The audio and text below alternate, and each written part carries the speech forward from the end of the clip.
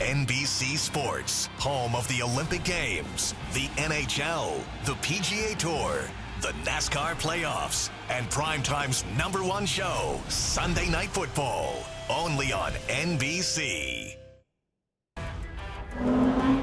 There's always so much happening in this bustling city, and on the sporting front, Toronto is still celebrating the Raptors' huge NBA title victory, but it's now time to switch into race mode because IndyCar is back in town.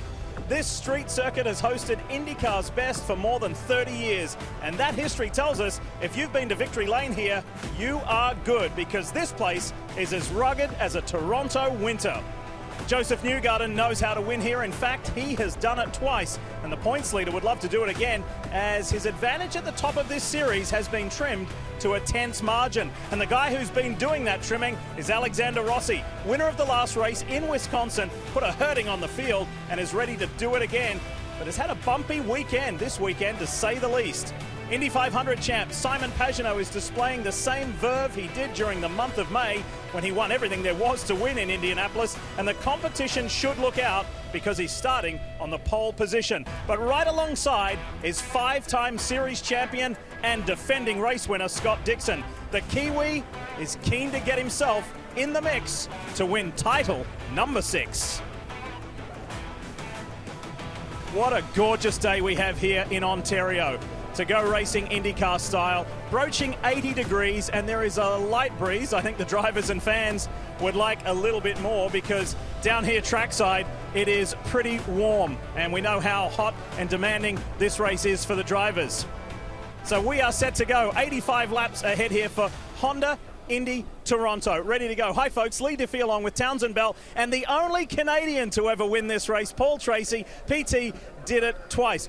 Now we're ready to go, guys. This is the last street course race of the season, so looking forward to that on many fronts. Championship, only 7 points between it, so there's a lot going on. But Townsend, we are not in our normal position at the head of the grid. We're out here at turn 11, the final turn. Why? Well, because of this track. I mean, the skies are perfect, not a cloud in the sky, but this track, anything but. It is filled with imperfections. It looks like a cup car after a night at Bristol. And this section right here, this epoxy that they laid down, has caused all kinds of issues already this weekend in the final corner here at turn 11. It's turned around former champion Will Power big time as he came onto the front straightaway. Other drivers like his teammate Joseph Newgarden have also suffered when the left rear gets on that patch. It makes it tough. So Paul, you're back in the driver's seat, Mr. Two-time winner. How do you avoid doing this today? Well, the key to winning this race is staying on the track, not going down the runoff, but we got more issues than that. We have this sealer here, but look right here. We've had races all day long,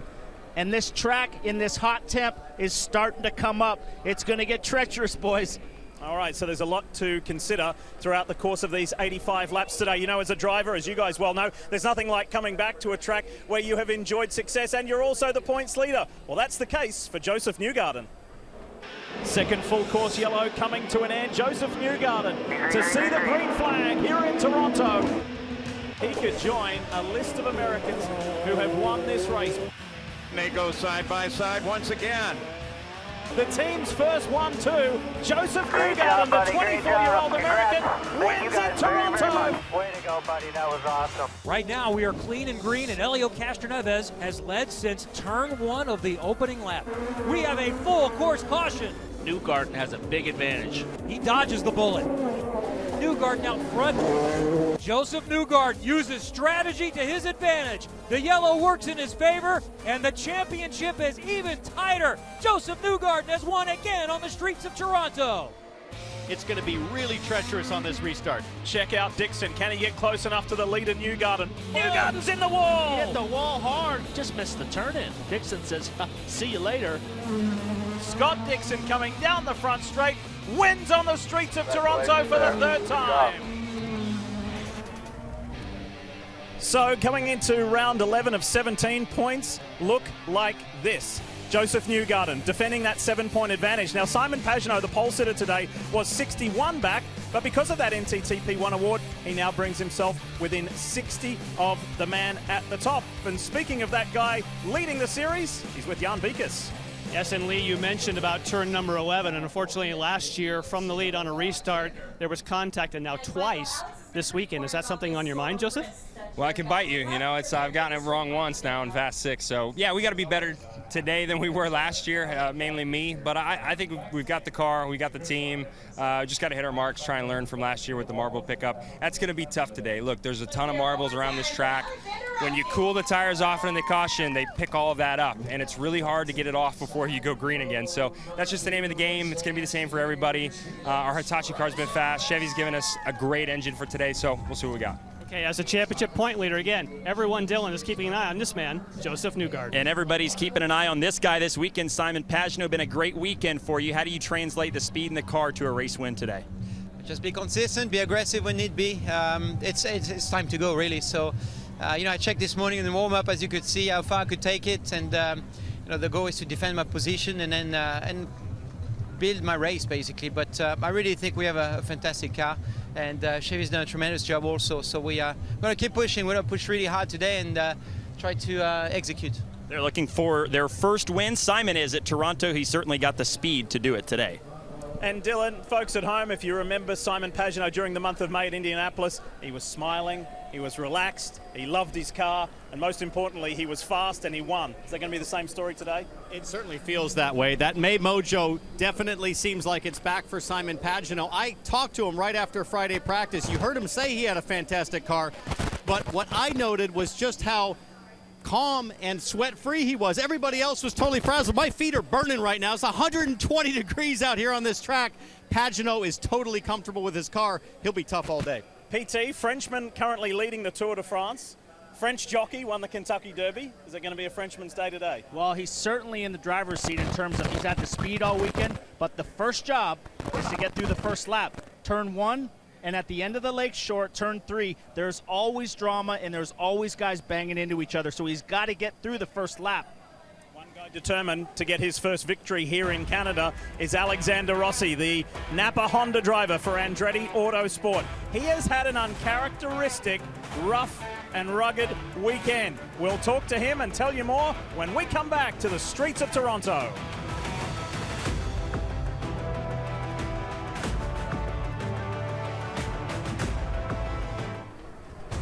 You know, you can get even more IndyCar with the NBC Sports Gold IndyCar Pass. You can watch every qualifying and practice session live and on demand by visiting NBCSports.com/IndyCar right now. The famed Prince's Gate, named for Princes Edward and George, who cut the ribbon to open it in 1927 to commemorate the 60th anniversary of Canadian Confederation. And it was a hot spot for celebration for the Toronto Raptors and the star Kawhi Leonard with that NBA title victory. It was huge. Have a look at this next shot. The crowds at the Prince's Gate. Unbelievable. It is such an iconic spot here at Exhibition Place as we welcome you back to the track, ready to get going. So free agency was the term used with Kawhi Leonard, and the current free agent in IndyCar is Alexander Rossi. The dollar figures may not be the same, but Alexander certainly is hot property here, courtesy of some dominant wins. It's round 4. We're in the California sunshine. Alexander Rossi gives himself the best possible chance of winning, starting from the pole. Wheel to wheel. Dixon's trying to take the fight to Rossi, but Rossi will get the turn 1 first. He's going to lead 80 of the 85 laps. Might be one of the most dominating performances we'll see all season long. Checkered flag is out. Rossi wins by 20 seconds. Winner, winner. Back to back. Great job. Elkhart Lake, Road America, here in Wisconsin. Colton Herta's controlling the pace, and now they go. Turn 3, Herta's not giving it up. Herta's not giving it up, and it's close. Rossi gets the lead. Alexander Rossi, he's so far out in front. The advantage for Alexander Rossi, 27 seconds. Alexander Rossi victorious in Wisconsin. Nice job, Alex. Nice drive. Well done. I was on the fast race car to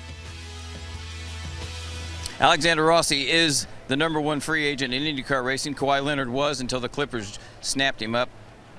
You're the big story, brother. Any closer to a decision? You got to bring up the heartbreak of Kawhi in Toronto, don't you? Yes, I do. Yeah. No closer. You'll have one probably by the end of the year. By the end of the year. That's at least an answer. We're happy for that. Okay.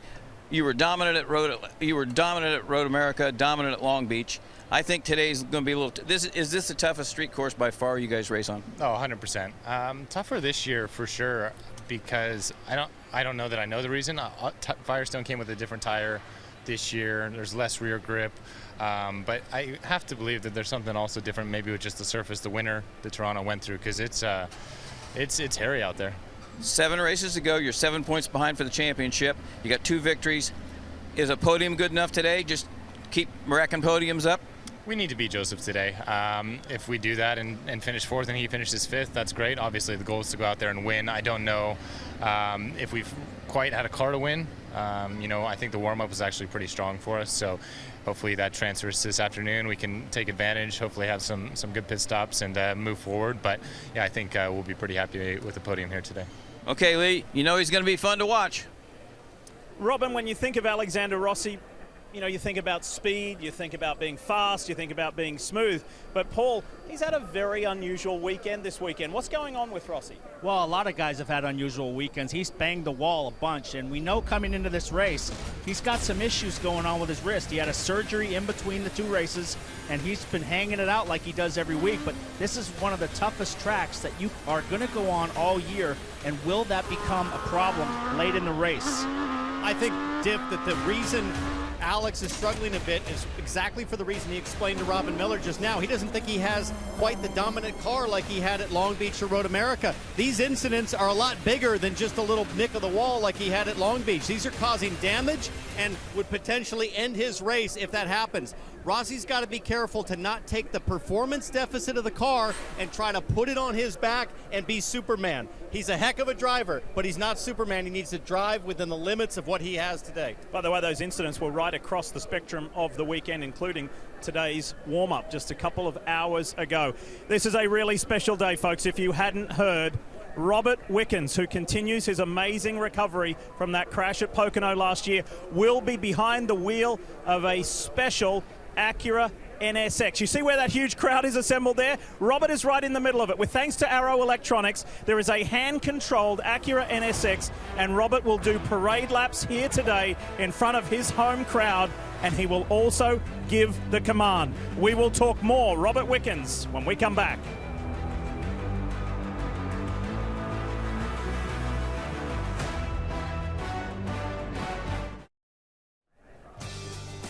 Well, what a weekend it was here in Toronto a year ago for the Ontario native Robert Wickens in his rookie IndyCar season. He got to race at home in front of his family, friends, and huge crowd, and he stood on the podium. An amazing effort from Robert. It was so well received, and it was one of the highlights of his incredible racing career. However, as we all know, just 1 month later, Robert's racing career and his life was changed significantly. On just lap 7 of the 200-lap race at Pocono, he collided with Ryan Hunter-Reay. He narrowly avoided death and suffered serious spinal cord damage. With his fiancée Carly Woods by his side, the recovery and rehabilitation process began. And folks, if you're looking for inspiration, Robert Wickens is inspiration personified. I got my first muscle flicker at I think 5 weeks after the accident, and that was the happiest day of our lives. Carly and I were both crying, and then from there it just went further and further. It's such an emotional roller coaster. Physically, it's the hardest thing I've ever done, but mentally and emotionally, it's hands down, non-comparison. It's tenfold the hardest thing I've ever done, because just to try find positives every day when those days where you're just so angry with what happened, it's really hard to do. Look, you're standing! We're dancing.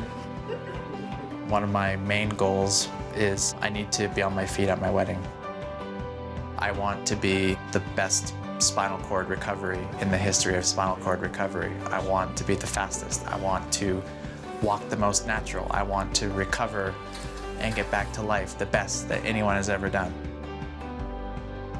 Every single day I think about what it's going to be like, and I'm too young to just give that up. I don't care what I have to do. I don't care how hard I have to work. I'm going to come back.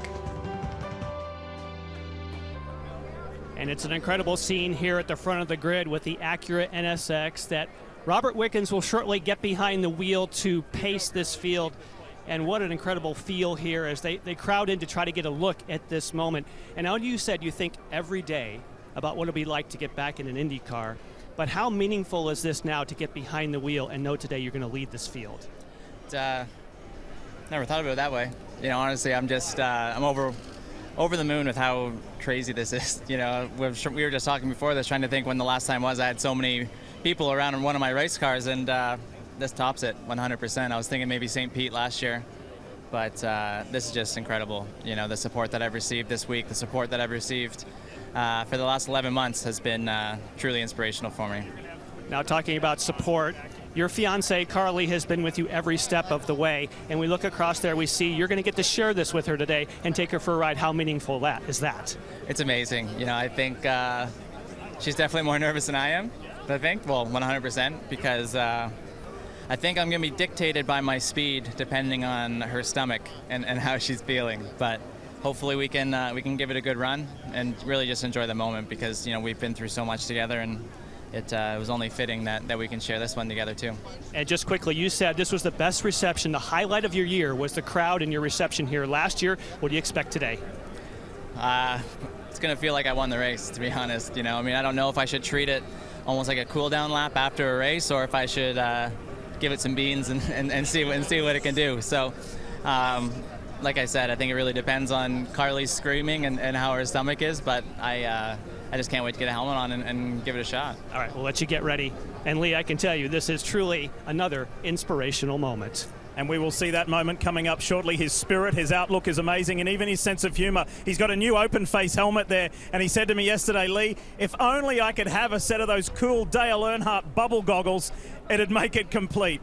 But Robert is ready, and so is the crowd. His fiancée, Carly. This is going to be something we will remember forever. Robert Wickens to do parade laps and lead the field. That's coming up as we get closer to race time.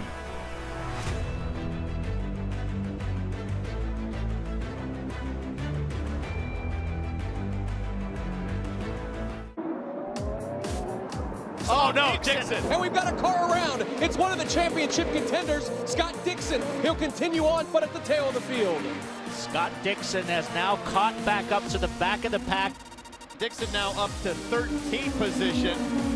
These are good lap times, Scott. Just keep working at it. Now running position 10. Good job. And look who's looming, the orange and blue of Dixon. Currently position 7, P7. Good job.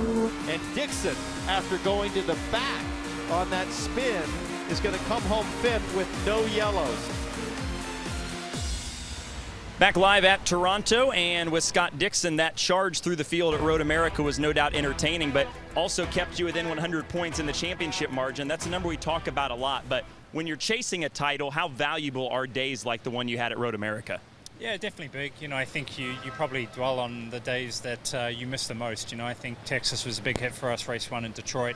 So it's just trying to make the most of them. I think, you know, we had a pretty big possibility of being second or third at Road America too, had we not got turned around on that first lap, spot there with Hunter-Reay. But, you know, this weekend started well. I think it's great to see both, you know, Chip Ganassi cars doing extremely well this weekend. Felix is third. You know, we're starting second, front row, great position for us. And especially with the momentum last night too, I think with Kurt getting the Cup win there was big in Kentucky. So hopefully we can keep that ball rolling this weekend. All right, and that's Scott Dixon. He started second here last year on his way to victory, Lee. He'll look for his fourth win at Toronto from there this afternoon. And Dylan, Scott Dixon will be hoping he doesn't have to kind of stage the same comeback that he did at Road America several weeks ago when he was last on the first lap and fought his way back to fifth. But it's not always because of the driver's ability or brutal speed. This sport is very much a team effort, and strategy is huge, as Jan Beekers tells us. When it comes to pit strategy, there's a tremendous amount of data and scenarios that are reviewed before the race. What I find so intriguing is in the race, the strategy call oftentimes becomes a gut decision. We look at a lot of data going into the race and pore over a lot of possible decisions, but more often than we'd like to admit, for sure, sometimes it comes down to a split-second decision and gut feel based on experience and how similar races have played out before. Here is the framework that teams have to work with, what we refer to as pit windows. Now these are based on fuel. So if you stop on lap 15, you can still make it in 2 stops, or you can choose to go all the way to 34 before you run dry. But what you find is, looking at this framework, you see a split between strategy of what the leaders will employ and those that are following.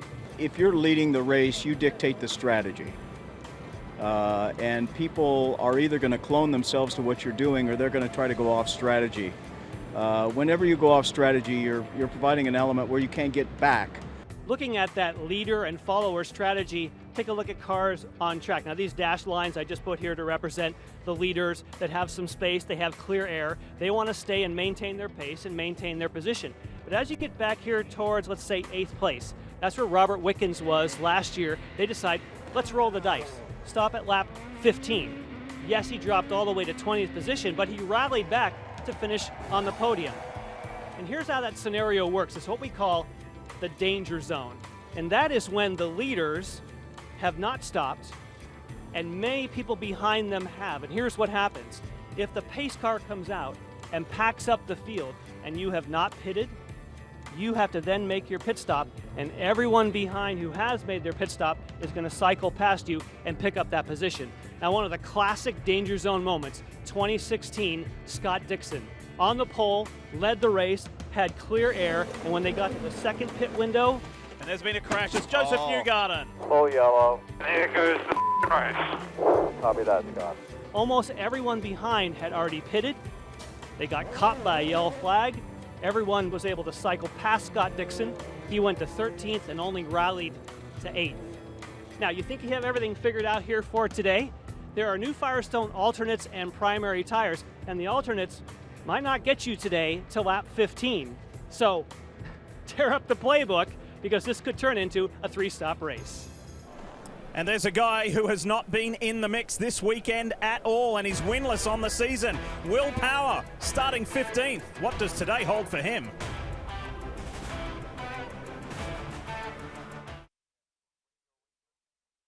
It's a reality now. He's the first American IndyCar champion in 5 years. Joseph Newgarden is the 2017 champion.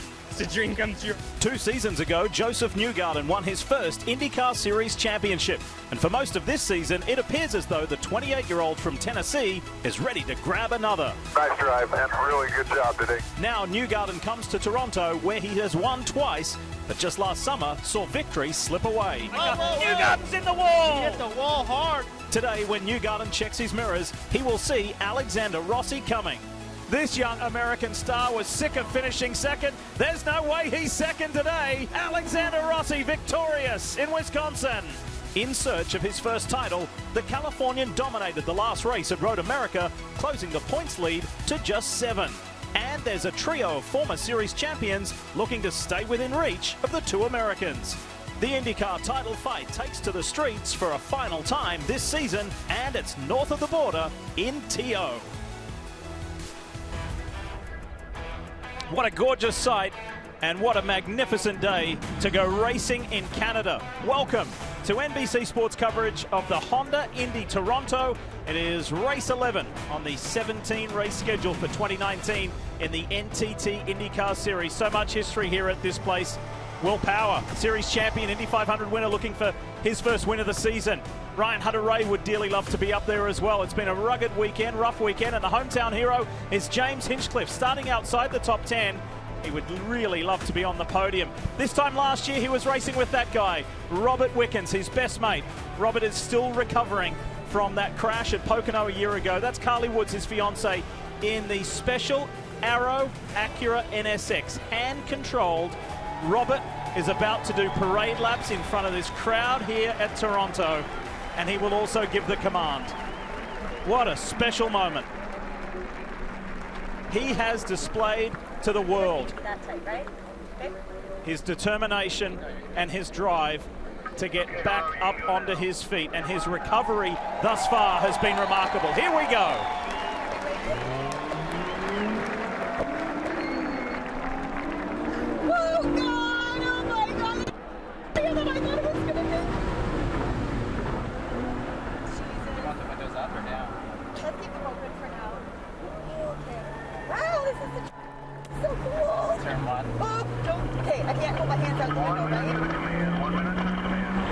topper, it might be distracting. Whatever you want.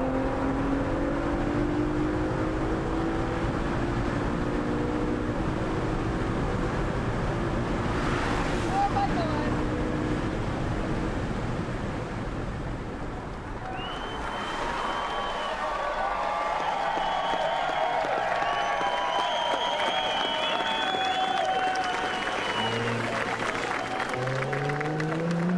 Not too bad.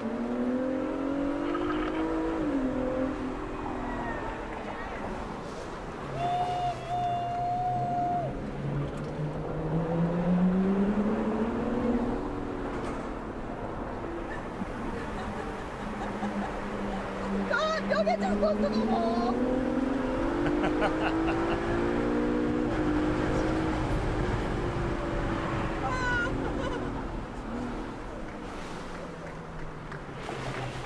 Here's your safety team.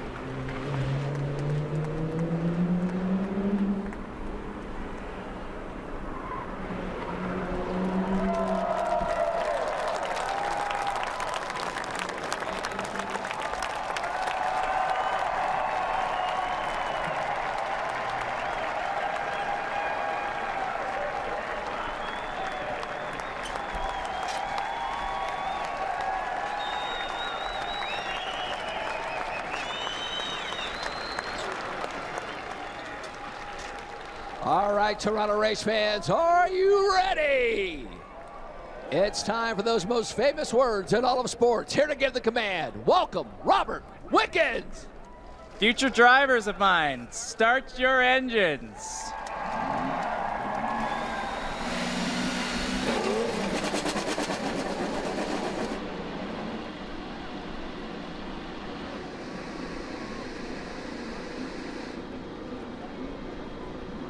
Well, that was very cool with that special ring accelerator that goes around the inside of the steering wheel thanks to Arrow Electronics and the handheld brake.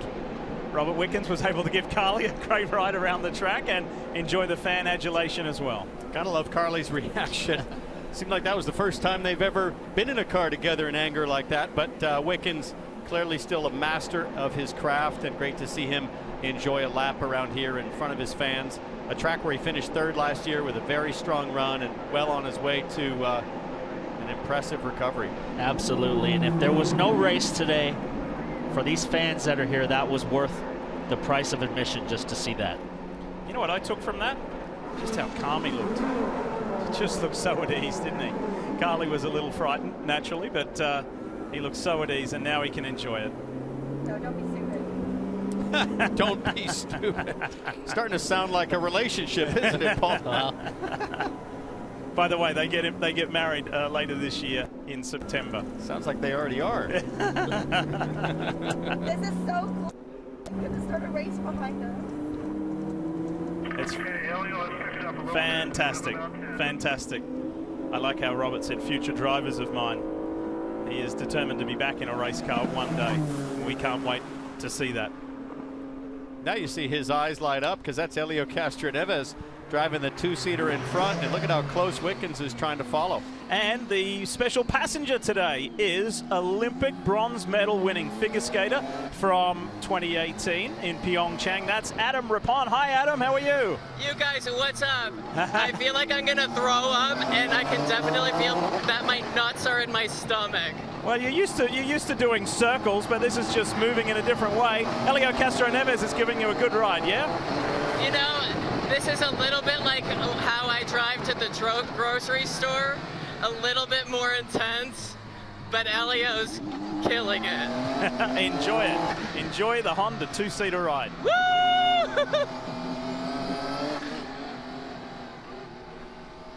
So Adam will continue to enjoy that ride. Let's take a look now how they will line up with the Honda starting grid. It's going to go across the top of your screen, and it is Simon Pagenaud starting on the pole for the 12th time in his career, second time here on the streets of Toronto.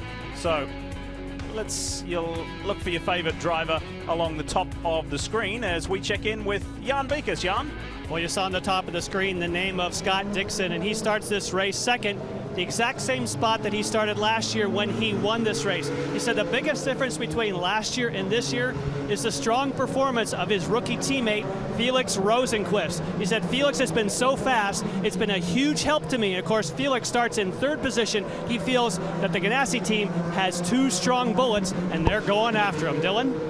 And Jan, it's all happy times in the Ganassi camp right now, but for 2 other drivers, not so much fun this weekend. Takuma Sato and Sebastian Bourdais specifically. In practice 3 yesterday, Sato took particular offense to a move that Bourdais pulled on the racetrack and was quite animated and adamant in voicing his displeasure with Bourdais. So at a track that's already naturally mentally testing, it'll be fun to watch those 2 today, who already had a history coming into this weekend. As you see the move here that is under debate, and as fate would have it, they start nose to tail today. So it'll be fun to watch Bourdais and Sato go at it as you see them going at it there yesterday already.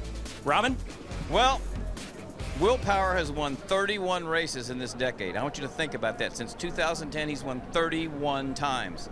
There have been 7 different winners in 2019. Will Power hasn't been one of them. He's been 13 races without a victory. Well, guess what? That's a huge, huge drought for a guy like that. So today, he's starting way back, and guess what? He can't win the championship. He's 5th. He's 108 points down. He's going to have to try and win as many races as he can, but I can tell you this, he's going to be well worth watching, Lee Diffie. Yeah, sure will, Robin. We'll keep a watchful eye on Will Power and the progress that he makes throughout today's 85-lap Honda Indy Toronto. Time now to show you the onboards we have in store for you. We have 8 onboards in total, and Zach Veach, with thanks to Gainbridge, will show us this view. He starts a little further back than he'd like in 18th, but he said, hey, I started 22nd and finished 7th last year. Why not do it again? Santino Ferrucci, the young rookie, Clydell Manufacturing, supplying this visor cam. And then James Hinchcliffe and the Lucas Oil on board. PT, why don't you try and check in with James Hinchcliffe? All right, I'll see if I can get him. Hey, James, Paul Tracy, can you hear me? James, Paul Tracy, can you hear me? Looks like he's not hearing us. I'll try one more time on the straight here. Hey, James, Paul Tracy, can you hear me?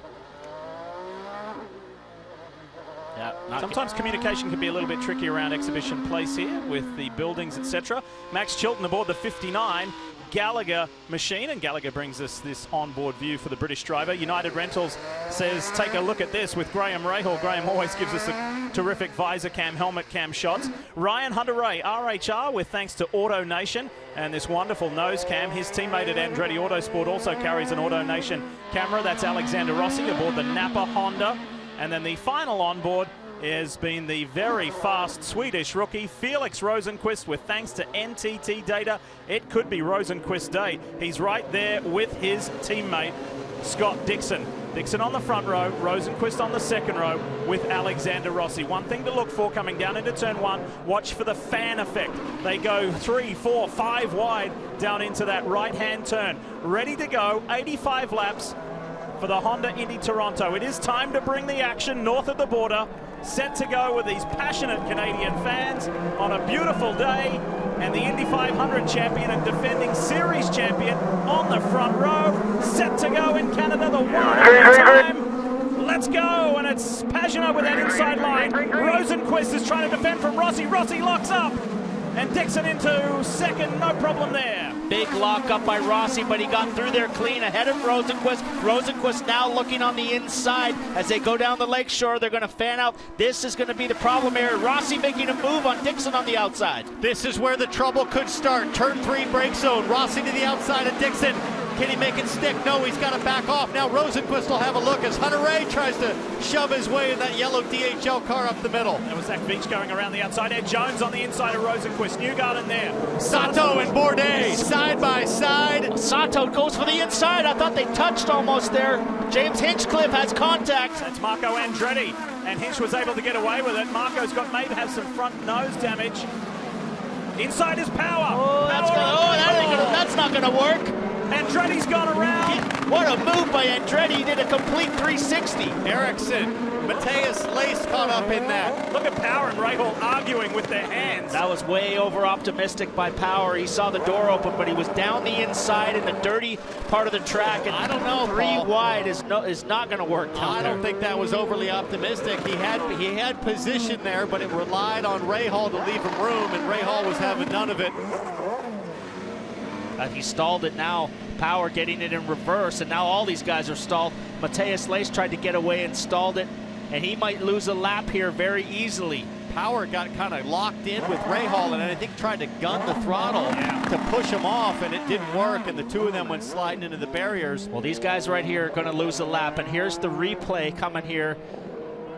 I think he was a little bit over optimistic. He made a move down in 3 that was pretty sketchy, and look, he gets a run right here, and he's just slices down the inside, and he just wasn't there. Well, he was from way back. I'd agree with that. But the other problem is that Rahal was taking a look on Marco Andretti, who had suffered so effectively. They were 3 wide. Watch Marco. 2.5 wide. Marco does a complete 360, boots it, brings the front end around. That was a sweet move.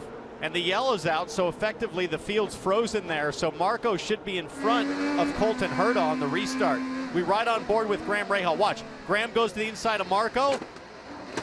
I just don't think Graham knew that Power was coming from that far back either. They're both giving each other the hand gestures. I'm not sure about that Colton Herta, Marco Andretti thing, because it was only a local yellow at that stage. Full course hadn't been thrown. Well, we'll see. We'll find out.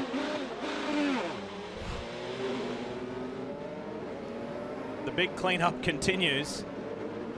Didn't look like there was too much major damage done to anyone, just a lot of stalled Indy cars. There's Will Power, he's got damage on the front right as he tried to force his way through on the inside of Graham Rahal. This is what it looked like for Santino Ferrucci.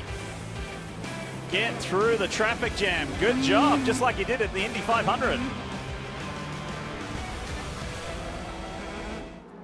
The repairs continue here at Exhibition Place. There's a multi-car accident, 6 cars involved on the opening lap. The initial collision between Will Power and Graham Rahal and Marco Andretti. Let's have a listen to some radio recently. Okay, it looks good here, Marco. I think we're fine. We're okay here. All right. Bummer. Yeah, it's Toronto. Long race, though. We can recover. We got a good car here. That is the calming and educated and experienced voice of Bryan Herta. Coming back to green, let's see if we can string a few laps together here.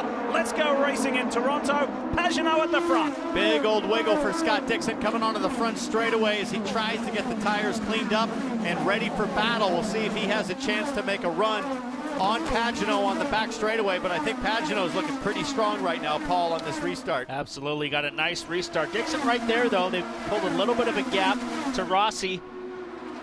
Rosenquist is right there. Oh, Ed Jones pops out. Nice pass. Poor Felix Rosenquist napping. That was awesome work from the driver from Dubai. I like that out of Ed Jones. I don't feel like he has the quickest car on race pace, so he knows he's got to make his work early and try to make track position, because I think Rosenquist is probably better over the stint. By the way, that used to be his ride, that number 10 Ganassi car. So he's going to say, I can still show you what I can do. Further back, Newgarden, that Hitachi car, and Sebastian Bourdais looking very racy in the number 18. New color scheme for Sebastian this weekend. Local sponsor Mauser Molex. Car looks great. He's been driving great. He's been fast. All bar that altercation with Takuma Sato. It's been a great weekend for the Frenchman. And right behind Sebastian Bourdais in that blue and white number 30 is Takuma Sato. And you saw it in the pre-race. Those guys were going at it, clinching each other's helmets, shoving each other. Lots of words and war flying yesterday in practice, and if Sato can get close, he's going to be on full attack, because I think he's still pretty furious at the treatment he got from Bourdais. He's a very good braker. He's very light and small, and he's terrific on the brakes. He makes a lot of moves in the brake zone, so watch these two. This is going to be a good battle throughout the race. biggest mover in these early couple of laps. Tony Kanaan has made up 8 positions from his starting spot. TK is up to 14th, still some work to do, but he figures he has a top 10 car. We'll see what he can do later today. Pulled a 2-second gap already on Rossi. I wonder if he flat spotted his tires on that first corner. He had him locked up, Townsend, really good going into 1, and I wonder if he's damaged those tires. Biggest mover so far, Tony Kanaan, up 8 positions since the start. He obviously benefited from the accident. There he is in the 14 car, that ABC Supply. Zach Veach is behind him. Veach got checked up. We rode on board with Ferrucci as Ferrucci got by Veach. But Tony Kanaan has the start that he needed in 14th position, his car number 14. And now look at this. Piggott, Colton Herter, the Nice two pass. youngsters, turn 3. Nice pulls pass. it off. Piggott was so far over against the wall that there was all that dirt and dust that's accumulated as Marco Andretti's taking a look. Oh, here we go, side by side in the sweeper. Marco had the preferred line. They touched. There might be wing damage on the front of Colton's Maybe car. a right rear flat for Marco Andretti too, because those end fences are awfully sharp on the tires. It looks like Marco's okay for now. I wonder what Brian thought of that. Exactly. This guy who's running Marco's radio is Colton's dad. On board with Max Chilton. He likes his car this weekend here as well. Yeah, they've made some changes this weekend. They put some different shocks on it. They've been running Multimatics for the last year and a half, and they bought some Penske's, and he said, wow, what a difference. He goes, the car's been numb for this whole year, and now I can feel the car. Only way that pass would work for Marco is if he could get to that apex of the next long right-hander, and he had to put the squeeze on Herta to make it happen. He wasn't quite clear as Hunter-Reay makes a move on Ferrucci on the back straight. That's for 16th place. Meanwhile, how about Rahal and Power after that crash on the opening lap? Graham is running in 18th. Will is in 19th. Not exactly where they envisaged themselves being at the beginning of this long, grueling race. And Lee, I can tell you for Graham Rahal and Will Power, they are still on the tail end of the lead lap. They did not drop a lap. Will Power came in and changed a front wing and put on red sidewalled alternates. In the case for Graham Rahal, they looked the car over and said, we think it's okay. We don't want to go a lap down, so go feel it out for us. Just checking in on race control, that opening lap incident was reviewed between Power and Rahal. No action taken, considered a racing incident. And now Power's going to try and negotiate his way past Rahal again. And we're already at lap 9. It's amazing how fast the laps go here. And it looks to me like Marco Andretti and Herta are going at it. They are. Herta on the outside, Marco on the inside. Marco holds the position. Tough to pull off a pass there on the outside of turn 3 unless you're a lot further up, and Andretti is driving determined. Loves this place, drove really well last year and wants a good result here. Marco is in 11th at the moment. And this is a great battle between Ferrucci, Graham Rahal, and the silver Verizon car of Will Power. I got a feeling there's going to be some fireworks between these two because they were both very upset at each other while they were in the tires. And I don't see Graham giving Will Power any room at all. Up front, Simon Pagenaud leads Scott Dixon by 1.3 seconds. Alexander Rossi third, Ed Jones fourth, and then fifth is Felix Rosenquist. By the way, keep in mind when you watch Scott Dixon today, throughout the course of this race, the defending race winner, there he is in the orange, white and blue PNC Bank car. Scott is driving injured.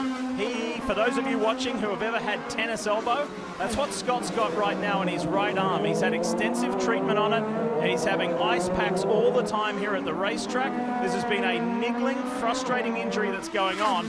And add to that, Indy cars do not have power steering. This is going to be a hard day's work for Dixon. Yeah, this is really hard on your elbows and your joints here because the track is so bumpy and you need such leverage on the steering wheel to steer the cars around here. You just bang yourself around on the side of the tub when you hit all these bumps down. Get a good feel for the bumps here as we ride on board with Ferrucci. Now this guy has gained more positions net this season than any other driver in the field. Not only that, he's completed more laps than any driver in the field. As a rookie, those statistics are sensational. That's going to make it very hard for Graham Rahal and Will Power to get by with a young rookie like that. And I understand that his sponsor, his backer, Clydell Manufacturing, have begun early stages of negotiations with Dale Coyne Racing for the 2020 season. With stats like that, he deserves to keep that ride, and we wish him well in that pursuit. Zach Veach making a move there, side by side with Tony Kanaan inside at turn 3. Oh, Zach Veach. And Ferrucci on squeezing it on Ryan Hunter-Reay. That was a nice pass by both of those guys. And Rahal gets by. Hunter-Reay, I wonder if he's got some tire issues. Hunter-Reay trying to drive a little bit dirty in the mirrors there on Graham Rahal, but Graham Rahal was able to get by. Hunter-Reay trying to hold him off, and I think Graham's going to check out and open up a gap now. Well, Graham will like having a gap between him and Will Power. Now he's got a buffer. Have to say that RHR was an innocent bystander in that opening lap crash. He just had to take evasive action not to hit Power and Rahal, and then had to go down the runoff and flick spin it around, and it cost him so many positions and so much time. But it's the pole man, the Indy 500 champ, Simon Pagenaud, clearly out in front.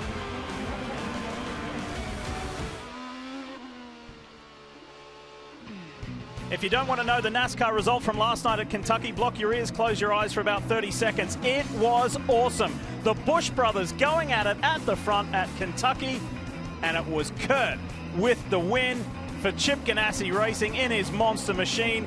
It was fantastic. And Monster Energy Cup Series action continues at New Hampshire next Sunday, 3 o'clock Eastern on NBCSN. I saw Chip Ganassi out walking this morning. I said, how about that one? And he said, heck yeah. That was phenomenal. The brothers racing at it, and Chip's going to see if he can do the double last night and this afternoon here at Toronto. Did you see that one, fellas? Terrific. Ibu and Kubu, two of the most passionate and aggressive racers anywhere in the world. Door to door, a lot of contact. I love how Kyle Busch he can't even be happy for his brother. He was just bitter at the end of that thing. Yeah, that was unbelievable racing for 3 laps. Those guys were beating on each other's doors for all the way around the track. It was awesome to watch, and congrats, Kurt. Drives with big passion, really big passion. As we welcome you back to Honda Indy Toronto, Ryan Hunter-Reay, who got tangled up in an opening lap skirmish with Graham Rahal and Will Power. Reds are starting to go off, boys. Look at lap 16. This is the start of the window, Jan. Yes, it is. The window is open. And I did ask, by the way, was there a flat spot issue that you asked about, Paul? Rob Edwards said no, we're just managing the tires, but they do want to get those reds off. They go with the blacks. That's 7.6 seconds as Will Power now comes in. Remember, he's already had a tire change. He came in after that first lap incident, and if you have a tire damage, you are allowed to change. So this has now served his run on reds at 6.9. He's back on the blacks, and again, on the lead lap. Yeah, I think the reds are starting to go off. Guys are going backwards on reds, and the guys on blacks are moving forward. And Will Power, he stopped and put on brand new reds as we look at Simon Pagenaud, but he's pulling away from these guys on reds. There's Pagenaud, race leader. When will he come in? We will see. Don't want to get hung out in the danger zone. If it goes yellow with these guys now that have pitted like Rossi, they will cycle to the front, but look at the gap he's pulled. I was talking to Ben Bretzman, the race engineer for Simon Pagenaud at the start of the race. There's 2 more guys will take the pits. We'll take a break. I'll come back on that, Dylan. And James Hinchcliffe hits his marks. The Toronto native is in his stall, and it looks like they've got blacks going on his car as well as he's down and away. Jan? And for Joseph Newgarden, you see he's already gone. I don't think they took all the fuel. Of course, you wouldn't need a full load when you're stopping on lap 17, but that was ultra fast for the Penske team. They've also gone to blacks. Oh, they almost got out ahead of Alexander Rossi. Did get out ahead of Ed Jones. He's on hot tires, Rossi. He was able to gobble up Newgarden. He'll pull a gap here as we get down to 3. But now is the danger zone for the leader, Simon Pagenaud. If it goes yellow, all these guys will cycle out in front of him. Pickett on the outside of his teammate. Ed runs him wide. That's not very nice. That was dirty, and now there's wing damage to the right front wing of Spencer Pigot, and he will not appreciate that. And you can hear him. He just drove me into the wall. Felix Rosenqvist in from the top 5. I think you got to bring Pagenaud in right now. It's too gnarly out there. This is when accidents happen on cold tires. Everybody's coming in, getting off of the reds. Jan? Bourdais finishing up again. The fuel delivered for these cars, because they're coming in early, is so quick. It really puts the emphasis on the crews. Nice job here for Bourdais. This pit lane snakes around in serpentine-like fashion. It's a really complex pit lane. Newgarden on the inside of Rosenqvist. Well placed, good positioning.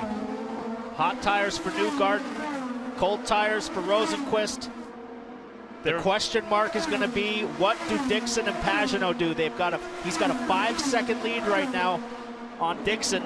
And a big gap now because everybody else is pitted. Oh, Bourdais lost a spot there to Spencer Pigot. Here, the race leader's in. And they're taking the reds off, putting used blacks on for race leader Simon Pagenaud. Full load of fuel, down and away. Scott Dixon in as well. Firestone Blacks going on his race car. He pits from second, and they will fill him full of fuel as well and send him on his way as well. So top 2 in the race are service. Here comes Zach Veach. He is not pitted yet. So Veach takes the lead of the race. He is not pitted yet. He will get 1 point. Here's where Dixon blends out that Sage Karam in the 31. He also has not pitted, so different strategies in play here, but Dixon needs clean track, and here comes Alexander Rossi. Rossi's going to catch Dixon, I think, very quickly on hot tires, plus the fact that Dixon's behind Karam, who's been the slowest car in the field so far, doing a one-off appearance. We welcome Sage Karam back to the series on board with Alexander Rossi. That's Dixon just up the road. Sato and Veach are the only 2 yet to pit. They're first and second, but they'll be heading to pit lane momentarily. Here is comes Takuma. Sato. Now remember, he was battling with Bourdais on track. We'll have to see how they blend as he comes to Jan Bikas. Yes, and they're going to take the same strategy that we have seen by so many people, and that is to go with the black tires. Remember, they will not need a full load of fuel, so this will be ultra quick. That's some Speedway fuel, and you don't need a whole lot of it with some Firestone tires. Nice job for Rahal, Letterman, Lanigan. Right out in the pack. Look at, he comes right out into a group of cars. Where will he cycle out? Where is Bourdais? Here comes Bourdais just behind there. That's Rosenquist actually just coming behind. I think Bourdais got caught up in the traffic, but Sato, pretty good strategy to stay out because he's in front of the car that qualified third. Riding with Rosenquist. Dixon's been able to clear Sage Karam. That's big. Gives himself a little bit of a buffer now to Alexander Rossi. Further back side by side, Pigot with Bourdais. Broken wing. And he might end up with another one on the other side if you try to go side by side through there. Hinchtown comes up the inside, slices it down there. Turn 5. That was very bold from Hinchcliffe, but he made it work. That's further back in the pack. He's grabbed 14th place, James Hinchcliffe. Not exactly where he wants to be running in his home race, but a long way to go. 66 laps remain. Be interesting to see how long that wing hangs on. It's going to be a huge penalty to change that wing. But that was a good pass by Hinchcliffe. He timed it perfectly right when he getting up the hill, but got the power down. Here it is. He sets him up. Pigot's trying to defend. Hinchcliffe just sends it right up the inside. If I'm Pigot, I just keep going on that wing until it breaks off, because the penalty to change it on a pit stop or come in and change it is going to ruin the race for him, and he's still running in a decent position. Here we see the move again from Hinchcliffe. Rossi just got around Sage Karam. Now he can resume his pursuit of Scott Dixon. Karam is not pitted yet, but this is a good opportunity for him to run with the leaders and get used to what the pace is. Right now he's running in 7th, but he still needs to pit, as Newgarden is now on the back of Karam. Alexander Rossi told Robin Miller earlier in the show, all I need to do today, the main goal is to beat Joseph Newgarden. Not necessarily win the race, just be ahead of Joseph Newgarden. Points gap coming into this race was 7, from championship leader Newgarden to the second placed Alexander Rossi. They finish where they are right now, that would be trimmed to just 3. So it's tight between those two.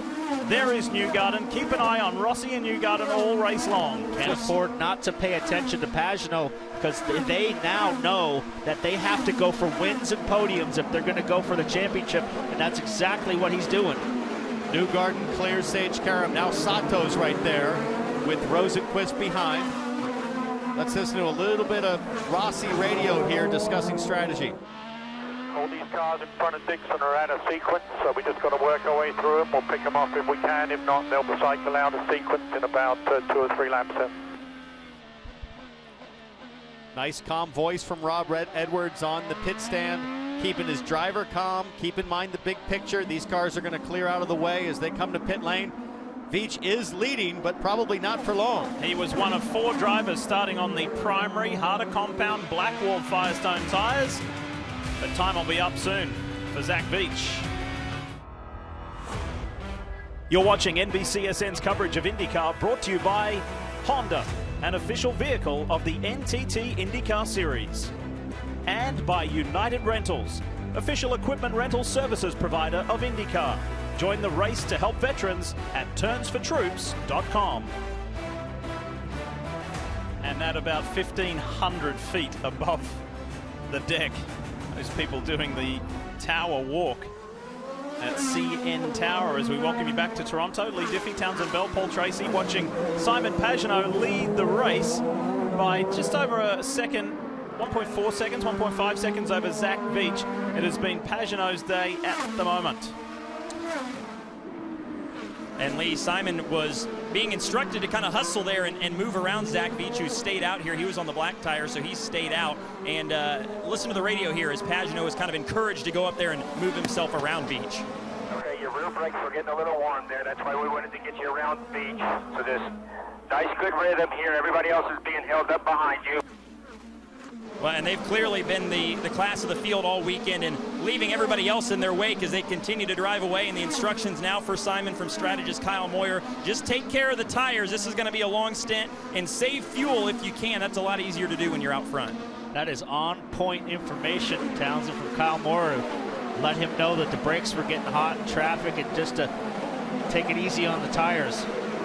Just a great example of how sensitive these cars are. Even though you might see 5 car lengths between Indy cars, the airflow is sort of like a turbulent void that you're in, and that really can drive up brake temps. Those ducts need high-speed air flowing through them to keep the brakes cold. So we're right on board with Rossi.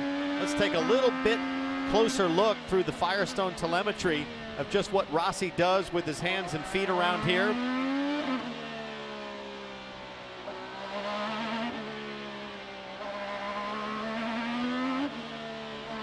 Second gear there, up to third with a short shift, and he'll go up through the gears on the front straightaway. Trying to nurse as much as 10 more here, so eyes in front and eyes behind. He's right there with Dixon, just can't seem to close that gap down close enough to be able to utilize the push to pass.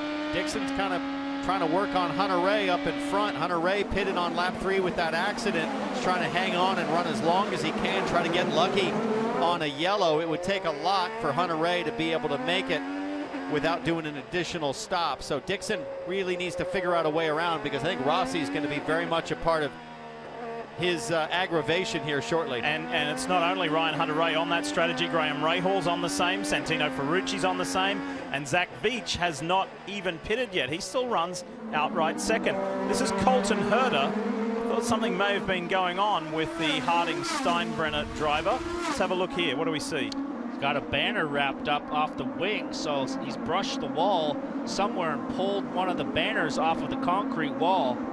And if that ends up in the radiator, that will overheat the car right away. Luckily, it looks like most of it's gone. There's a small piece still strapped in the right side A-arm. Got to be on the track somewhere, right? The other thing is that can block either a brake duct or, as you said, the rad inlet. It can also disrupt the downforce to the under tray, the floor of the car, which needs clean airflow to produce maximum downforce and the most efficient drag. Boasting a new principal sponsor for this weekend, Capstone Turbine Corporation. Heard an interesting whisper this weekend, fellas, about Colton Herter, the youngest ever to win an IndyCar race. A lot of interest, phone calls being made about this young man, not necessarily within the IndyCar community. Is that interest from Europe? Well, I would think so, because obviously Pato O'Ward, we were sad to see him go off to the Red Bull Junior Formula. He's in Japan right now, actually raced last night. But 14. These guys were very hot competitors against each other. Colton has been so fast this year that there's got to be a lot of people looking at him around the globe. Simon Pagenaud leads Zach Veach, Santino Ferrucci, Graham Rahal, Ryan Hunter-Reay. They're all kind of on a very different strategy. So does that legitimately put Scott Dixon second? Then Alexander Rossi, Joseph Newgarden, and Takuma Sato. And all of these lead cars on the same strategy, like Pagenaud. There we go. Rosenquist on the inside of Sato. Nice move. Really big move, and who's behind Sato that's next in line to make a move? Sebastian Bourdais. Big wheel spin by Rosenquist up the hill, and Sato gets back by because of that wheel spin. He lit it up coming up the hill, and Sato took advantage and got that position back. Felix Rosenqvist won twice here in Indy Lights. He loves this track, and he has been in the top 3 every session this weekend. He said the race is a different beast, though, and that is proving true right now. On board with James Hinchcliffe and the Arrow Schmidt-Peterson Honda. All of these guys just need to hang in there. The gap to the leader, they're still within 8 seconds, so it's pretty close. And legitimately up the road with Dixon and Rossi, they're only a second behind. So this podium, I think, will go fiercely contested all the way to the end. Bourdais closing on the back. There's Pagenaud. We got some radio from him. What's going to happen, the guys between you and Dixie will pit eventually, and then Dixie will probably come and we'll have to pick up the pace, but right now you're still pulling away from everybody. Okay, keep me informed. I'm cruising right now, ready. I know, you're doing awesome. Bad news for the rest of the field. I'm cruising right now. Tire management. The difference between Simon Pagenaud and Scott Dixon, not only positionally but time, is nearly 8 seconds. That's big, especially when you hear the voice of the Frenchman. I'm just cruising, really. Wow. What a dominant display from this year's Indy 500 champ. Golf's most storied major returns to Northern Ireland and Royal Portrush. You can watch hometown favourite Rory McIlroy along with Tiger Woods and a whole lot more compete to be called the champion golfer of the year. It's the Open, Thursday at 1:30 a.m. Eastern on Golf, and next Saturday at 7 a.m. Eastern on NBC. Was just texting with Mike Tirico earlier today. He's just arrived, ready to go. Excited to be over there, and we're excited to see it coming up later this week. Now, the last of the kind of off-sequence stoppers is Santino Ferrucci here in the Clydell Honda. So he clears the way for Scott Dixon. So the legit order now is Pagenaud, Dixon, Rossi, Newgarden, Sato. And Scott Dixon has trimmed it to 4.6 seconds between himself and Simon Pagenaud, taking about 3 seconds out of Pagenaud. Been watching this blend from Ferrucci. He was about a second clear of Rahal. Rahal caught behind Veach right now, and now Rahal slides wide. Good battle for position, but all of these cars will have to stop one more time to make it to the end. Veach on hot tires. Got a run down here. Will he try an out-braking maneuver on Santino? Not close enough. Now Veach and Rahal have to run reds because they started on the primaries, so they need to make their work early here in the tire stint, because over the course of 30 laps, the blacks really seem to be more consistent and faster in the second half of the stint, Jan. Yes, and of course what they're doing is they ran a long first stint knowing that you don't want to spend, that would be Graham Rahal and Zach Veach that you just mentioned. Rahal here, you can see, now that these red sidewall Firestones are up to speed, he'll be able for the first, let's say 10 laps, he'll really be able to make some hay, but then they're going to have to try to just manage the tires to get into the window for one more stop to get you home. So an alternate strategy, and in some cases, a caution here would be a blessing for them. Pagenaud starting to pick it back up a little bit. He's pulled out about a second in that lap. It's up to 5.3 now. So, Rahal's trying to make up for this. Look to the right. Will Power on the inside of him. And it's 1, 2, 3, a collision between 3 cars. Herder gets through. Hunter Ray has to take evasive action. The ABC Supply AJ Foyt cars are in the mix. There, it was a 6-car incident. So now, what you want to do if you're Rahal or Veach or some of these cars on the alternate strategy is you have to gamble, be the first to make the last stop, and hope for a danger zone moment. So look for those guys to maybe come in around lap 50 and roll the dice that a yellow will come out for the lead group. Not just because he's the hometown hero, but let's put the spotlight on James Hinchcliffe, because the mayor of Hinchtown is moving. He started 14th. He's up to 8th, a legitimate 8th. He was one of the earlier stoppers. He came in for his first stop on lap 16, but James knew he had the car beneath him, that he could make up a lot of positions, and since the start of the race, he has made up the most positions, with it being 6th. Good work, Hinch. Well, and Lee, we kind of talk about obviously how big of an event this is as he bobbles there off the corner. We talk about how big of an event this is for Hinch being from this area. Well, he made the comment that there's pressure everywhere, but it's more heightened emotions here, that kind of the highs are higher and the lows are lower. So obviously you want to have a good run for your hometown fans, but also said that this is a big event for them as a team, for Aero Schmidt-Peterson Motorsports, that they feel like they have more off-track commitments here than they do at Indianapolis during the month of May. So there's a lot going on for this team that includes action that doesn't go on the racetrack. Absolutely, Dylan. I know from my own experience over the years, you look at the crowd here, big crowd here in Toronto, probably one of the biggest I've seen in the last few years, and there's Wickens. The pressure to perform here in your hometown is immense. And it doesn't end after the race. Hinchcliffe's hosting some big party tonight in Toronto. By the way, playing club promoter. We will hear from Robert Wickens at the end of the race. He has an active role within the team, so that's why we don't talk to him mid-race. Paul, you won here twice. You're the only Canadian winner of this race. Did you enjoy it, or it was somewhat of a burden? Well, it's both. I thrived on it. This was the most important race of the year for me to run well at. I wanted to do well in front of my fans, do well in front of my family. But along with that, people pull you in every direction. Can you do this appearance? Can you do that? Can you talk to this paper? Can you talk to this TV station? And you just get pulled in a million different directions throughout the weekend. So it's hard to focus fully on the race car in the race weekend. But this is what it is to be an IndyCar driver. But years later, Diff, you don't have to wait for a dinner reservation. You just walk in, stroll in. Hey, that much I've learned. That much I've learned. So just keep looking after it. Your pace looks pretty good.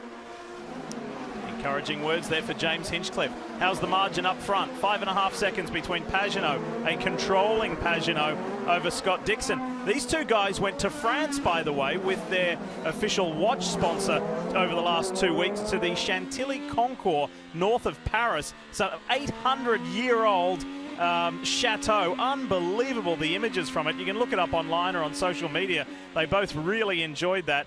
And that was the first time that Simon had been back to his home country of France since winning the Indianapolis 500. He said it was amazing.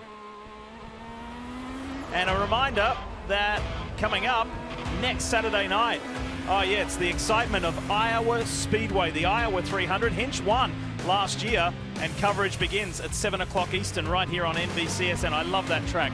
Under the lights, high speed, short oval. That's next week.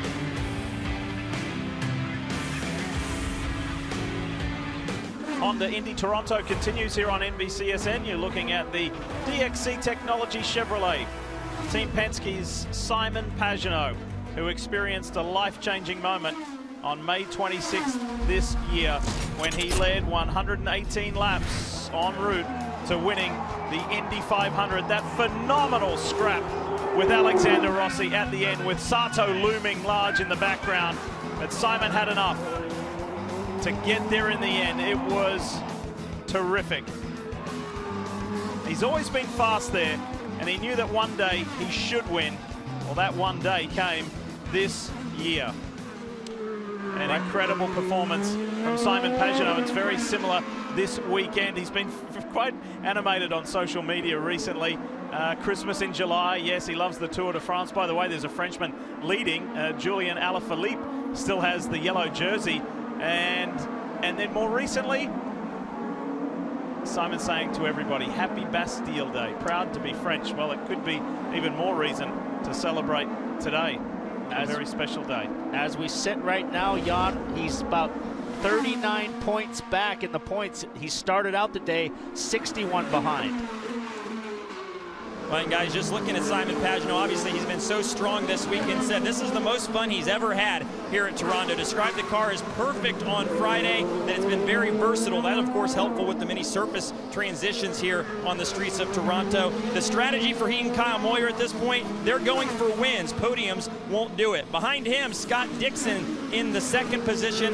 Kind of a similar situation here. They know they've got points to make up. Asked Mike Cole, the strategist, what makes Scott so good here. He's won here 3 times. He said that's a technical track, and Scott understands the nuances of making a car go fast around here. It's not necessarily a textbook fast lap. It's about being able to adapt on the fly. There's few people in the paddock better at that than Scott Dixon. Jan? And of course, Alexander Rossi As you see him come into frame here, trying to chase down Scott Dixon, but a fairly big gap at the moment.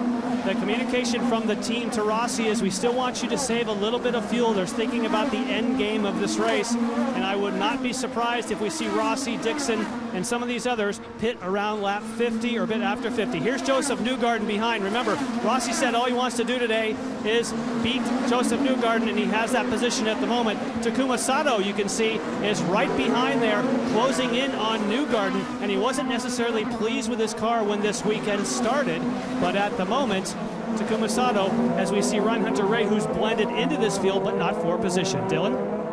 And looking at Felix Rosenqvist back in the 7th spot, of course, has excelled on the street courses this year, said that having Scott Dixon as a teammate has allowed him to make some leaps each time he's on the racetrack. Said he feels very comfortable here trying to march forward here after slipping back early. Behind him, the hometown hero we just talked about, James Hinchcliffe. They've made steady gains each session. He started 14th and trying to make a steady progression up through the field this afternoon as he rides in that 8th spot. Jan?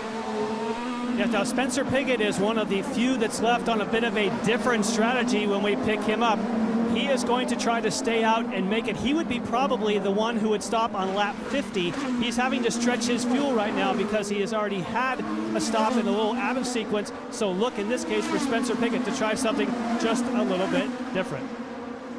Colton Herta, we did check in when you asked about was there an overheating issue when he picked up that banner. He did not hit the wall to cause that banner to get stopped. It was on the racetrack. Check with Brian Barnhart, who calls the strategy on this car, said no, it's not overheating. We look like we're A-OK.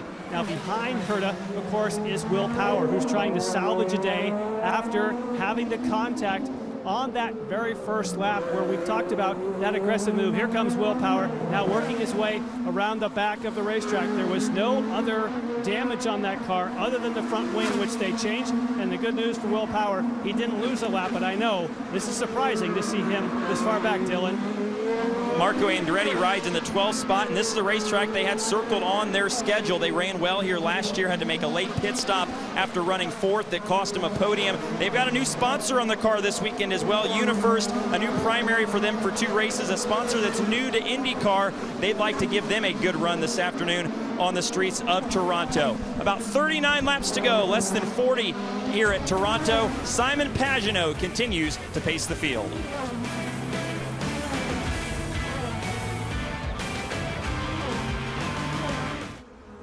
You're looking at Alexander Rossi exiting the pits. Yes, with 36 laps to go, can he make that tank of fuel last? Can he go all the way to the end? This is going to be interesting. And he's the first of the front group to stop.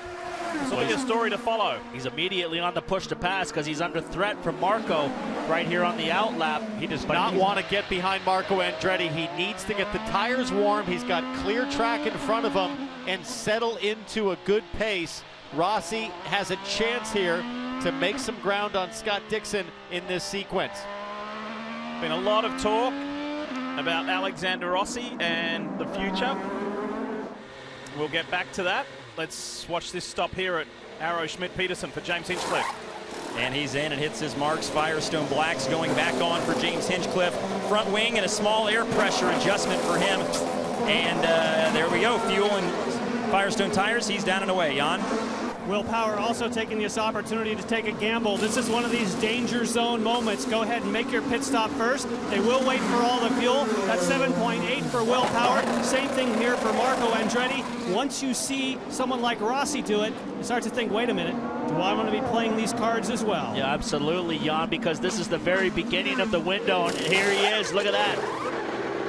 And they'll take off, use blacks, put black primaries back on as well for Simon Pagenaud, waiting on the fuel. He's down and away. Scott Dixon in as well, just a few stops ahead. They'll put blacks on him as well at Speedway Fuel, waiting on that. Dixon down and away is Rosenqvist, now the Ganassi teammate to Scott Dixon in. It's busy on pit road right now. Blacks going on for him. Those look like stickers for Felix Rosenqvist, waiting on the fuel for him as well. There it is, Rosenqvist down and away. Have to see here how Newgarden blends out with Alexander Rossi. Rossi's coming through turn 11. There's there Rossi. Oh, he lost the position, but I think you'll get him in turn 1 without any trouble. The plan there for Rossi was to stop early and hopefully catch a yellow, but everybody else was up on that move and decided to pit the very next lap. That's how valuable it was for Rossi to stay ahead of Marco Andretti when he came out of the pits to have clean traffic, and Bourdais and his teammate Ferrucci are getting into it. On the push to pass now, and he's right there. There's a third car in the mix that's right there in the back. Don't forget, Ferrucci refers to Bourdais as dad. About 20 years separate these two. Under brakes, turn 3, here comes Rosenqvist. He wants a shot at Bourdais as well. It's tight in turn 3. Bourdais will prevail. Right back, you see Hinchcliffe now trying to make some moves. Hinchcliffe is on hot tires. He's on his second lap on those black tires. Ferrucci still needs to make his last stop, as does Graham Rahal, but Bourdais, Rosenqvist, and Hinchcliffe all on the same strategy. See if we can capitalize. There goes Ferrucci to pit lane. Here comes Hinchtown. There's the replay of Ferrucci forcefully going up the inside of Sebastian Bourdais, showing Dad about as much respect as my son shows me at the go-kart track. That's what it looked like for Santino. Yeah, it was hot tires. Bourdais had just come out of the pits on cold tires. Oh, they make pretty heavy contact there. That was pretty optimistic of Ferrucci, but I think Bourdais could have probably left some room as well, trying to close the door, knowing Ferrucci was coming. Okay, so with Ferrucci stopping, that now sees the order with just one car kind of out of sequence. That's Graham Rahal, who's in 6th. He's on a different strategy. Last stopped on lap 33, almost 20 laps ago. Here he is in the United Rentals Honda for Team Rahal, Letterman, Lanigan. Should probably come in the next. Oh, well, there we go. Questions answered for us. Box, this time by.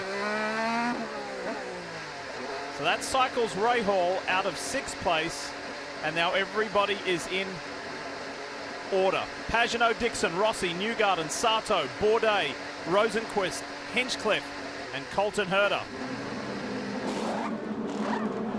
He will now get off of those reds in a shorter sequence. So as you said, everyone now is going to be in a similar fuel strategy. 7.4 seconds for Graham Rahal. Of course, he lost a lot of track position by being one of the last to stop here. Again, this is so interesting that the danger zone moment started in the beginning, but without a caution, everyone followed suit. So he comes out just in front of Marco Andretti. Rahal 12th, Andretti 13th. And that's the damage of having to stop 3 times after that opening lap incident that Rahal was caught in. Back on board with Rossi here, solidly in 3rd. So the question of the future continues to swirl, Robin Miller, about Alexander Rossi. Talked to Michael Andretti before the race, Lee, and he said in Detroit, our goal is to keep Alexander Rossi. I said, how's it going? He goes, I think things are getting there. They're not there yet, but we're getting close. Things are going in the right direction. And of course, the other big story is he going to stay with Honda? We know Chevrolet's talked to him. So the big deal here is if Michael stays with Honda, that also includes Colton Herta. He's hooked to the Andretti train. So it's a big deal for Honda to keep Andretti. So I asked Michael, I said, what about Honda? He said, they've been great to us. I'm hoping we can put a deal together soon. So I'd say, is Rossi going to stay with Andretti, which we all want to see to keep the balance of power going? I think it's looking better. And I mean, business is business. A big check is nice. But then when these teams change manufacturers, which do happen from year to year or season to season, there's a lot of work to do in that changeover process. There a lot it is. The business is business, but winning is winning, and that trumps everything in this business. And there is Michael Andretti, the 7-time winner on the streets of Toronto. Michael was the king here. Pagenaud's looking pretty good too.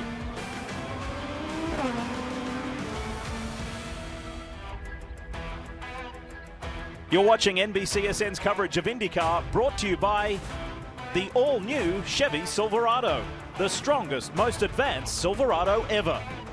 And by Firestone, drive the tire that drives IndyCar legends.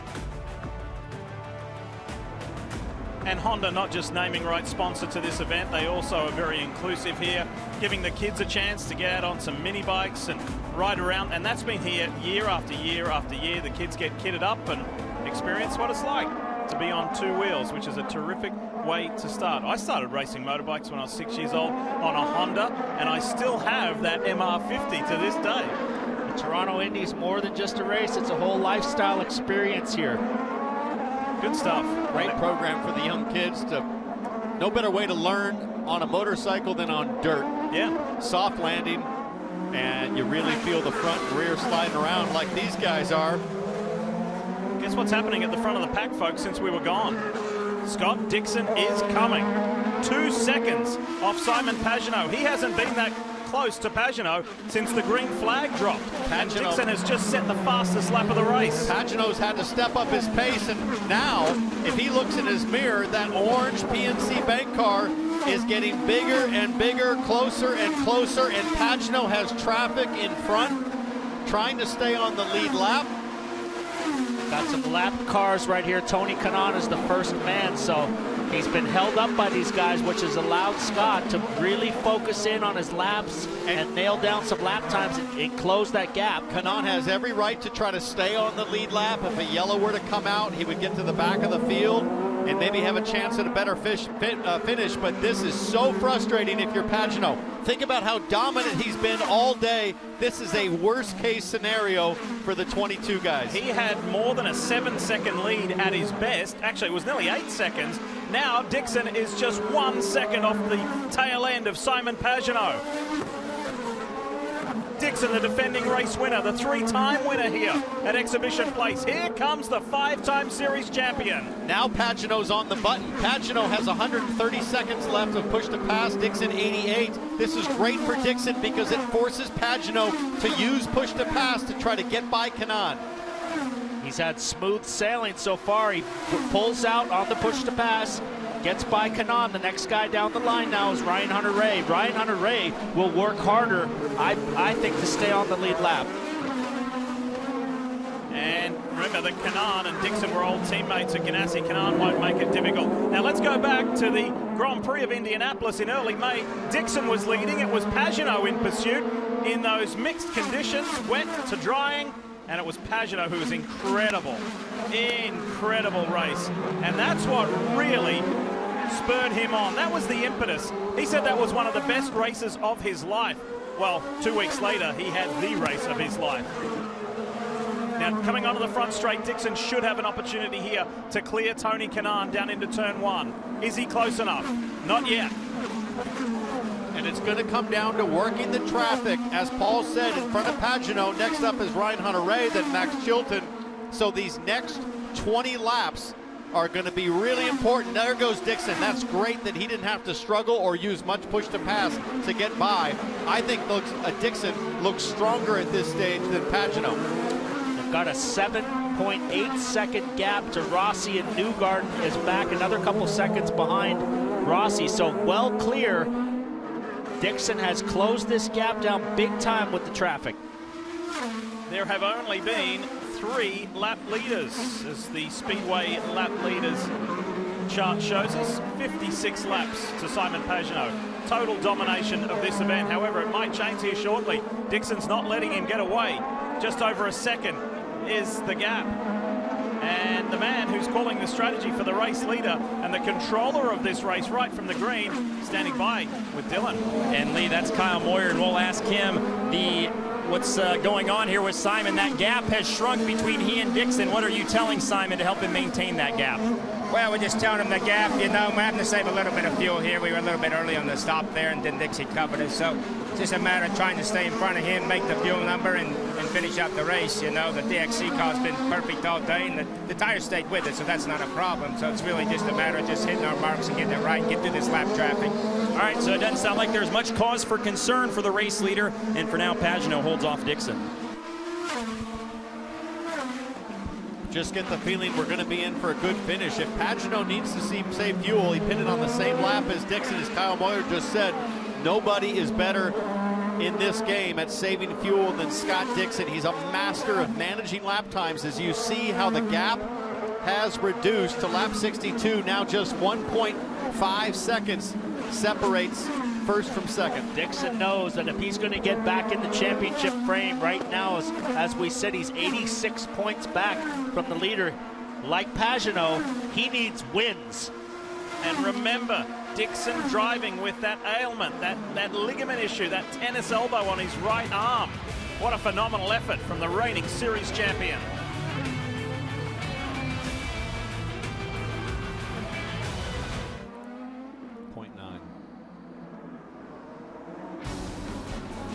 The Monster Energy NASCAR Cup Series continues at New Hampshire next Sunday, and that's at 3 o'clock Eastern right here on NBCSN. Boy, if they could get a finish like last night at Kentucky, that would be phenomenal. And there is a busy time coming up. Check this out. If you love your motorsport, you're going to like this. So Xfinity Series next Saturday from 4. We've got the Iowa 300 in the IndyCar Series at 6:30. Then IMSA Lime Rock, the WeatherTech Series. And then all the way till 1 a.m. in the morning with Lucas Oil Pro Motocross. So both 2 and 4 wheels. Got it covered right here on your home of motorsport. Beautiful day, Lake Ontario there in the background. Not too far from the racing surface right here, and the racing has really ratcheted up at the front. Half a second, Lee, sorry, is the gap between Pagenaud and Dixon. Dixon has closed. He's right there. We're looking out the back of Hunter-Reay as Pagenaud is struggling to get close to Hunter-Reay, and he has used those valuable push-to-pass seconds. He's almost level now with Dixon in terms of push-to-pass remaining. Kyle Moyer said don't worry about Hunter-Reay, but you got to worry about Hunter-Reay because Dixon's now right on your tail. I have a feeling that he might have used up his tires a little bit trying to get by Hunter-Reay, and he will not make it easy for him. The problem is Hunter-Reay is fast. His average pace is really good, and don't forget that earlier. Fuel code 80. So now the anxiety builds. Kyle Moyer's giving the fuel number that Chevy is not making the mileage the Hondas are because these guys pitted on the same lap, and the Chevy we know from previous races can't make the mileage of the Honda. Don't forget the brake temperature issues that Pagenaud had earlier running in traffic. Now he's behind Hunter-Reay, and those brake temperatures have to be growing as well. 17 laps to go, this time by. When does Dixon make his move? Problems for Takuma Sato. What a shame. Oh, he's blown up. He was running 5th. Shut her down. He's in the pit area, so that's not going to cause a yellow flag at all. He's now in the pits, so Dixon's got to keep the pressure on it and push. He's got to push Pagenaud faster than he wants to go for the fuel mileage. Oh, what a shame for Takuma Sato. Had a really eventful second practice. Hardly did it because of hitting the wall. Then he got caught in a scuffle with Sebastian Bourdais. Running 5th, great race, and now fire has ended his Honda Indy Toronto. See those Rahal pit crew guys, they don't want the fire, they just want water on that thing. They don't want to have to clean up the mess from all the regular fire extinguisher compound as Dixon is right there now. Probably at this point just kind of studying Pagenaud. He's in a Honda to figure out where he might make a move. He's in a Honda sandwich, you know. He's got Hunter-Reay backing him up to Dixon. There's absolutely no incentive for Hunter-Reay to let him go by. There's no incentive for Honda to let the Chevy go by in the Honda Toronto Indy. Yeah. There was almost 2 cautions. Obviously, Sato, the most recent, he could have brought out a caution depending on where he was. And coming up here into turn 3, here goes Pagenaud on Ryan Hunter-Reay, not close enough. Right here, about 3 laps ago, Sebastian Bourdais nosed into the tire bundle. He was able to keep the car fired up, grab reverse, come back out, and keep going. Here's the Chevy driver update. You see Pagenaud started first, currently first, Powers up 5 positions. This stint has been a disaster for Pagenaud. He now has less push to pass than Dixon. He had a 40-second advantage only about 15 laps ago. This lap traffic has forced him to be on the button. Hunter-Reay is going to pit in 5 laps. 5 laps around the streets of Toronto is an eternity for Pagenaud right now when you have Dixon breathing down the back of your neck. And just 15 laps to go, this time by. And as Pagenaud has used push to pass, he has also burned more fuel when he's been trying to also hit a fuel number at the same time. It's gone from totally under control to high anxiety. 15 laps left. We often talk about Team Penske having phenomenal weekends in IndyCar, Supercar in Australia, and in NASCAR. Well, this could very well be Chip Ganassi's turn to be in the spotlight. Awesome win by Kurt Busch last night in the Monster Energy NASCAR Cup Series. And today with Scott Dixon, trying to defend that win a year ago, trying to become a 4-time winner here on the streets of Toronto. Braking pretty early. You saw Pagenaud from the helicopter view. He's rolling it into the corners, getting off it a little bit early, trying to save fuel, but that allows Dixon to close right in. As we watch here as they come over the start-finish line, You'll see Pagenaud break a little bit early, and Dixon will close that gap up. Just seems like Pagenaud is a little quicker down the straightaways here. I've been watching this aerial shot is fantastic for trying to get a judge on whether or not Dixon could make a run going to turn 3, and that Chevy stretches its legs. I remember Friday talking to the Penske guys, and they had the Chevy had the top 5 trap speeds in practice as well. All right, let's hear from the man who's still in celebration mode from last night, Chip Ganassi. Robin. All right, Chip. Hell of a victory last night for Quentin Bruce on the last couple laps. How did old Dixon catch this guy so quick? Yeah, I mean, I don't know. It looked like he had a little traffic up front there, and I don't know what happened, but we kind of closed up on him pretty good. We got about 15 to go here. It should be good. Does he ever cease to amaze you? Does Dixon ever cease to amaze you? Never. The guy's the Iceman. That's why they call him the Iceman. You pay him that big money. We're happy with his remuneration. I'm sure he is too. All right, Chip. We'll see if we have another slam bang finish, Lee Diffie. Robin, it's looking that way, isn't it? We couldn't ask for it to be better. And you know what? This is just a one-on-one fight. Nobody is even close. Alexander Rossi, there's Spencer Pigot in the turn 3 runoff area. Been a rough day for Spencer Pigot down in turn 3. And he got roughed up by his teammate. Let's not his forget teammates now catching him. That's Ed Jones coming back for another slice of the 21. Is Pagenaud now absolutely under pressure? Now, Takuma Sato was a man on fire, literally. His car was on fire. He's out of the race. Yes, he was, and I assume, Takuma, that the fire was engine-related. Did you hear it go? Yeah, it was quite sudden. I think we had a drivetrain problem. It's a little pity, obviously. Team did a great job, and we're running really strong in the 5th place, so yeah, it's a shame. What about track conditions and your pace? Because you actually moved up to 5th position. It was looking like a good day for you. Yeah, I think it was a good day. We moved up at the start, and we moved up after that, overtaking, and pit stop was right on the pace, so everything looked really good. What about track conditions in the marbles on the racetrack? Is it one line, or can you make some moves? No, the marbles was far better than last year. I think Firestone did a great job. I think grip level and the degradation is so small, and you can attack all the way through. So it was a really good race. Thank you so much. Sorry you're out. Yeah, it was a shame to see Takuma Sato out of this race. He was up into the top 5 and running there solidly. The race is on at the front for the Honda Indy Toronto. We're going to go non-stop. You won't miss a thing. Pagenaud v. Dixon.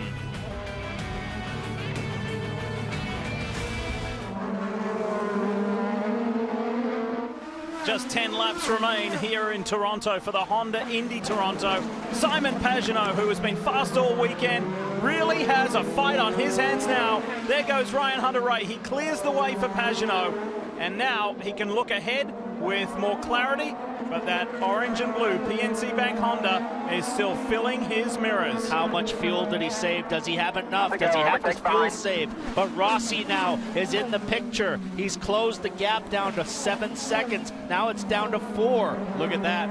5 seconds down to 4. Now actually 3.7 seconds. Rossi from Scott Dixon. Did Pagenaud save enough fuel running off the pace, stuck behind Hunter-Reay? Can he open it up now? Can he pull away from Dixon? Let's not forget that Rossi was the first to stop Jan, right? So he's 2 laps worse off than Dixon is. Yes, and that is amazing to me that Alexander Rossi is able to close in that 2-lap deficit. Of course, like you said, Alexander Rossi, the first to hit pit road. These 2 cars 2 laps after that. So what they've done, I just spoke to Rob Edwards. He said, we saved as much fuel as we could early on, and if we have to, we can turn it up a little bit. He said the reason they're catching is he believes that Pagenaud is in serious fuel trouble, and they're just, at the moment, benefiting from the fact that Dixon is stuck behind him. Again, they had 2 laps of fuel they had to save. To me, the fact that even Alexander Rossi's in the picture, that is already a miracle. When Rossi took the beginning of the window, that was the danger zone for Pagenaud. He couldn't afford to stay out any longer, because if it goes yellow, he goes to the back of the field. But this guy right here is closing down. Well, Rossi's pit strategy really started. They made their bed at the beginning of the race, pitting on lap 15 when Dixon and Pagenaud pitted on lap 18. So that's what forced Rossi to pit a little early on the last stop. More traffic up the road. That is not what Pagenaud wants. He's opening the gap now a little bit, but now he's going to get more traffic. That's Max Chilton And Pagenaud's been circulating now about 0.6 quicker than Chilton, but it'll be difficult again to get by. And once again, push to pass will be a story through the closing laps. 8 laps to go. Dixon with 58, Pagenaud with 55. Look at the gap now he's pulled. He's opened it up, but now he's come across more traffic. Lucky for him, though, the guy in front of him is a Chevy car, and he will play nicer to let him go by. I don't know. Further down, great runs from Colton Herder, Chilton says he'll let you through once you get there. Will Power, and Graham Rahal to all be in the top 10. All sounds fine and dandy for Chevy to help Chevy, but Max Chilton has Zach Veach in front of him for position. They're on the lead lap, and that battle will go all the way to the wire. They got the word that Chilton will let Pagenaud go through, so that's good team tactic between engine manufacturers, but the next car in line is another Honda. The dramatic turnaround from season 2018 to 2019 is unbelievable for Simon Pagenaud. He only had 2 podiums last year. There were 2 second places, and 1 was right here on the streets of Toronto. Pagenaud's only had 2 podiums this year, but they just so happen to be 2 wins. The Grand Prix of Indianapolis and the Indy 500 couldn't be any better, and Pagenaud's trying to get his 3rd win on the year. He's using little blips off of turn 11 and turn 2 for like a second or 2. Just stay with you. Good coaching from Kyle Moyer, strategist on the box. He's just telling Pagenaud when Dixon is using the button. Dixon is using it sparingly, maybe even less than a second with each push, just little blimps to help the car accelerate off the corner with push to pass, but saving every ounce, every millisecond of push to pass for a sprint at the finish. Pagenaud is having a tough time getting close to the cars in front of him. He could never really get close enough to Hunter-Reay, and he's not really close enough for Chilton to just move over and let him go by. He must have a hard time with the aerodynamics on the front to get right up there. Well, and keep this in mind, Zach Veach is teammates to Alexander Rossi, so maybe Veach can help Rossi close into the hunt for a win or a second place. So a lot going on here in traffic. Now there's a lot of traffic up front. Sage Karam right there, many laps down. He had an issue in the pits. Oh, that's going to hurt Dixon. Now there's a whole line of cars in front of him. I think he's got a problem because Zach Veach nearly ran into the back of him coming off turn 11. There's something not quite right for Sage Karam in his comeback drive to street and road course racing. There's Pagenaud on Chilton. Chevrolet and Chevrolet. And that rings true to the radio call that Max said he would let you through. I think Chilton will help Scott Dixon as well. Very close friends. Dixon flew all the way across the pond to go to Max Chilton's wedding. What do you think? Do you think the love carries over? I think it does. Max is a very good driver. He's a gentleman driver. Everybody gets along with him. I don't think he's going to fight his friend very hard, but problem is there's no good place to let Dixon by until the front straightaway. And so this has allowed Pagenaud to open that gap up. It was down to about 0.4, and now it's over a second. So these are precious corners for Dixon to try to get by. With only 4 laps to go. That allows Rossi to close. Rossi was down to 5 seconds to Dixon. Now it's 3.6. Oh, big oversteer. Those tires are gone. This is the longest they've run these tires, and that was a big sliding oversteer, wheel spinning. Here goes Dixon past Chilton, it looks like, and we think Newgarden might have brushed the wall further back. That would be disastrous for the championship, and he did. Boy. He hit that wall hard. Has he bent the toe link? Can he hang on to that car for the rest of these laps? Shades of last year where Newgarden got into that wall on a restart, and I'll bet Newgarden got a little wide and was in the marbles once again. Everything seems fine over here. Everything seems fine from the pit box, but Jan, this is what he did last year when leading Scott Dixon coming to the green, and it prevented him from winning. He's got a 10-second gap on the next car, so he can cruise at home if it is bent. Yes, I will tell you that we could actually hear and feel the concussion. We are right across from where that contact was made. That was serious contact. So even though the team is telling him the car, they don't see damage on telemetry, that has got to be damaged with the kind of force and the sound that we heard right across from that area. There's a big hole in the floor on the right-hand side of Newgarden's car. That floor is split wide open as Pagenaud now clears Zach Veach. Dixon now has to deal with Veach. This is where the traffic gets more aggressive because these guys are all racing for points at the finish here. That's 2 years in a row Newgarden has hit that wall on the exit of the corner. Can he survive? Will this hurt him in the points? Good thing he's got on his side, Paul, is there's about 8 seconds between himself and Felix Rosenqvist, the next car in line.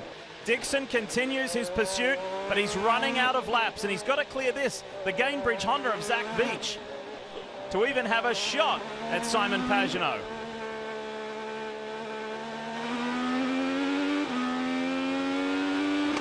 Really a great view. I love this because you can appreciate how precise Scott Dixon is, even at the end of the tire stint.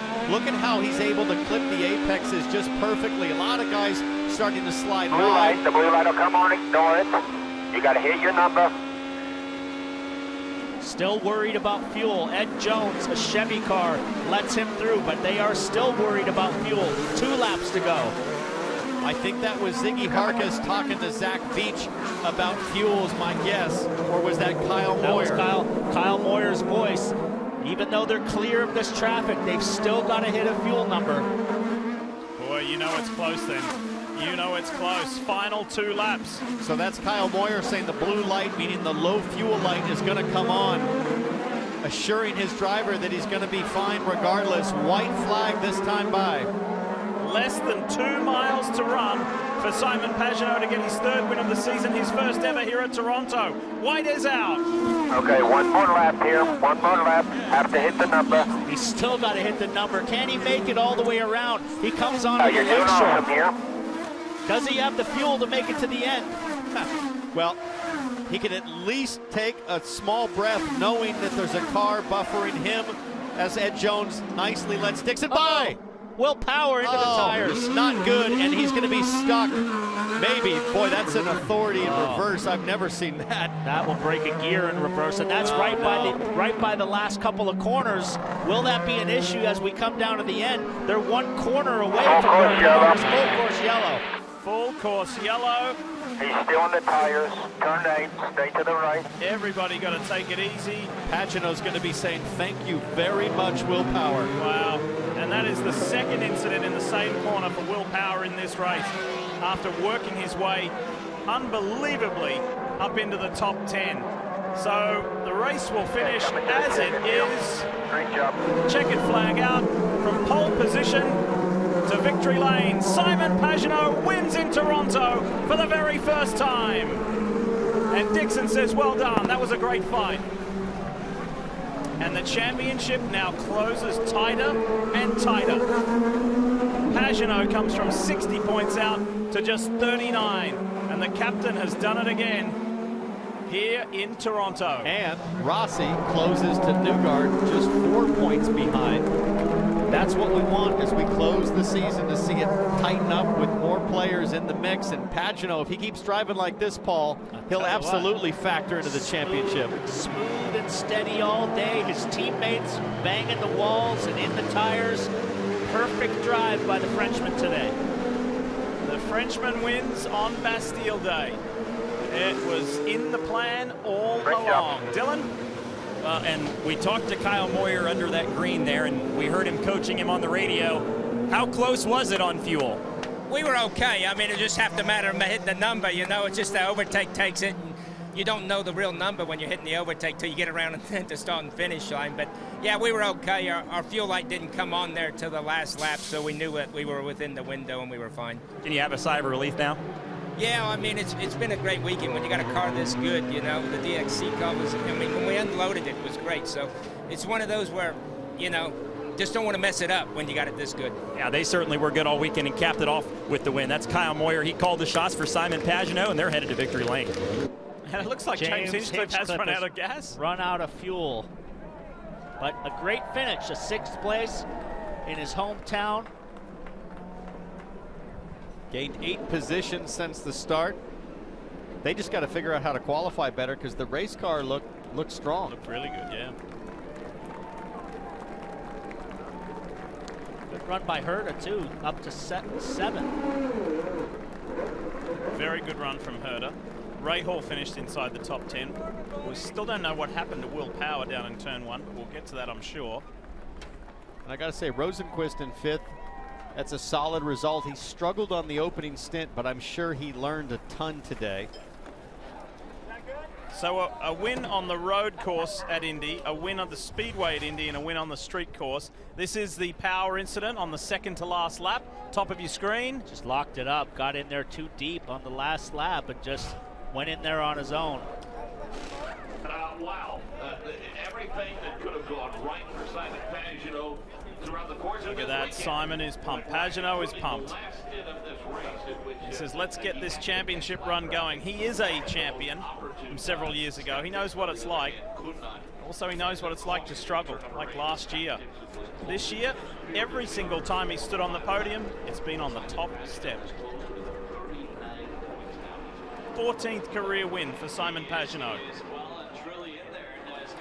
Though he only finished second, he is close to 86 points within. You might wonder about those fingerless gloves Pagenaud wears. That's a second layer that he uses, especially to a place like Toronto. That's how much your hands can get blistered and just chewed up around this place. Taking him off now. He's been worn those his whole career.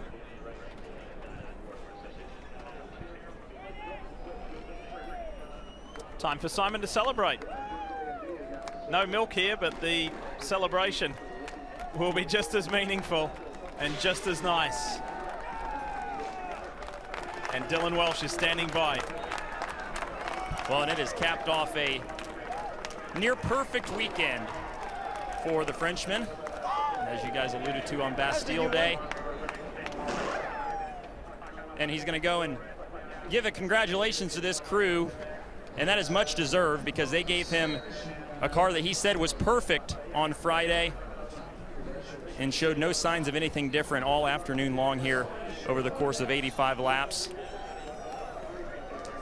And it'll cap off his 3rd win of the year and first, of course, since sweeping the month of May at Indianapolis. And we'll get in here. And Simon, no, you're good. They deserve a lot, these guys, you know? They make it happen. So. They do. Well, so, okay, so you're running out of fuel, or you're close to running out of fuel there. Kyle's telling you you've got to save. What's the nerves like inside the helmet there in those closing laps? Never easy with the lap traffic. It was really difficult because I was trying to just pass them, and then I saw Hunter Ray made it difficult. So they're fighting for the lap. I get it. So I just backed myself up and tried to, you know, give myself a gap with Dixon for turn 3 while saving fuel. So not the way I love to race, but Chevy did a great job at giving us you know, an update this weekend, and it really paid off. And obviously on the fuel it was tremendous. So car was plenty fast all day. We never really got in trouble with anyone, so I'm just delighted. That was a pure perfect execution from the Penske team. As good as the car was, as good as you said it was this whole weekend, going into today, was there pressure to deliver a win, or were you just that confident you'd be able to deliver one? No, I was confident all weekend. I never had a doubt, and we were only focused on ourselves. I never really looked who was behind. We just focused on getting the car we wanted to be, and man, those days are the best. I tell you what, there are a lot of bad days in racing, but those sweet days, man, they make up for it. Where's the boss at here? I heard there he is right there, the captain. And what a performance. Roger, come in here. How about this guy? He had a pretty good weekend, huh? Well, that's what he did at Indy. He did 1, 2, 3, and that's what he did here. I told him that earlier today, or actually, what a great day for the team. Great stops, good strategy, and you had the best guy behind you, didn't you? You had to hold him off. Dixon is one of the best, you know. So congratulations to you and the team. Thanks, Roger. Thanks. A great day for these guys. Simon Pagenaud in victory lane at Toronto. Jan? And anytime you hear Roger Penske say that Scott Dixon is one of the best in the business, that is quite the words from the captain. And you just shared with me something that you made hard contact on lap 15 or so in turn 9. Yeah, lap 12 or 15. That's why I slowed down, and then Rossi got right on me. I hit really hard, so the rest of the race, the steering was just, you know, on a big angle. We had lots of tailwind, I think, so it was actually not bad in some corners, but in others it was really loose entry. And by that point, you know, we were just trying to maintain, but I felt like once we got to the blacks, our car was really good. We were able to close in on, you know, Simon, and it's just so hard to pass here. I felt like we really just weren't able to get close enough to get a good run on the straights, but, you know, the black tires did really well. Big thanks to Firestone. PNC, you know, guys are super strong, but we just didn't have enough to make the pass. I think had we got past them, we would have stood off sail. You were on the same pit strategy, so you had about the same amount of fuel to use, but you really had to close that gap because I assume you had to use more fuel to close the gap. You guys were kind of in the same ballpark. Yeah, the fuel wasn't really a problem. You know, I think Honda have worked really hard on that, and we just, you know, we had the pace. We did save fuel in certain parts to try and, you know, extend the window and get ourselves out of traffic, but ultimately it was just a track position race today. I had a pretty good run on Simon, you know, in the first corner. He ran wide. And I was going to keep on the throttle, but then he started to close the door, and, you know, it was just the wall was coming up, so lucky to hold off the other two behind us. But good job by, you know, Ganassi today, and, you know, good job by Felix, but we came up a little short. Physically, this was a very tough, grueling race. We can see that on your face. How is the elbow? Your left elbow has been giving you trouble. Is it getting any better? It's just not getting any better. You know, it's... I think it's going to be an off-season project. You know, we're trying to do the best that we can right now with therapy to kind of maintain it. But races like today and Road America actually was really tough. So maybe it is getting a little bit better between this period. But, you know, definitely my left arm is just really weak right at the minute. All right, so now Scott Dixon 86 points behind. So somewhat of a good day points-wise for Dixon. Let's get to Robin. All right. Some people have a game plan and they carry it out. Started fourth, finished third. Alexander Rossi is only 4 points out of the lead now. Mission accomplished. Yeah, for sure. I think that we knew going into today that we didn't have a race-winning car, and it was going to take a little bit of luck to get that. And the two in front of us drove a great race, so to be able to finish in front of Joseph and get a trophy is a good day. When you went from 7 seconds down to 3 seconds down at the end, were you thinking maybe you had something there saving too much fuel and you had a chance? I mean, I was hopeful, but at the end of the day, the same lap cars that they were caught behind, which allowed me to close the gap, I ended up catching. So it's the way it ebbs and flows at these places when it's such a short lap. But huge hats off to the 27 Napa Andretti Honda boys. Great pit stops, good strategy, and we did what we needed to do today. Did you know that the man leading the point standings pounded the wall there at the end? Did anybody tell you? Yeah, I got told that, and I thought that meant he was out, but wasn't meant to be. Not meant to be. It wasn't the case. And hey, it's a competitive championship. It's 4 points now, and we're going to Iowa next weekend, and we'll try and take the lead for the first time. Well, the other thing is I mean, you obviously ovals are one of your strengths, but short ovals, it's always a good race there. A couple grooves. Have you guys got anything that you think maybe, like Honda just makes such good mileage, and you guys had good mileage today, could be your secret? No, I don't think we're super confident going into Iowa, to be honest. Joseph's really good there, and we've struggled there for the past couple of years. So we have a new thought process going into it, and we'll hope it plays off on Friday in practice. And obviously we're going to do our best to have a strong weekend, but we know that that's a potential weakness for us. Is it the Road America Long Beach process? Win the pole, lead every lap, and strangle the competition? I would love that, especially at Iowa. That'd be cool. All right, Alexander Rossi only 4 points out of the lead with 6 races to go, Mr. Diffie. Yeah, well, it'll be interesting to see how it plays out next week at Iowa. Such a contrast, but that's what the NTT IndyCar Series is all about. The captain, when you see him do the fist pump, you know it means a lot. Pagenaud victorious in Toronto for the first time. Whole lot of drivers to talk to. Stay with us, we're far from done.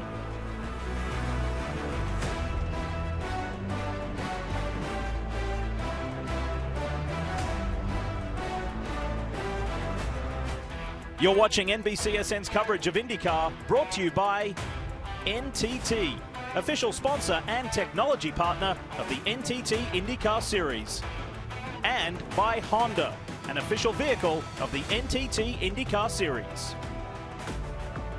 What a beautiful afternoon. The city airport in the foreground there, Lake Ontario. Weather has been just fantastic this week, and a few thunderstorms, but for the most part it's been just terrific. So great to be back in Toronto. Simon Pagenaud is celebrating his victory, and Joseph Newgarden will be rejoicing the fact that for now 10 of these 11 rounds that have been run, he still stays on top of the championship. Well, you talk about rejoicing, and that's not necessarily the word I would use for Joseph Newgarden today. Lee was just saying you're rejoicing that you maintained the championship lead by 4. However, we heard a big kablamo behind us. What happened in turn 11?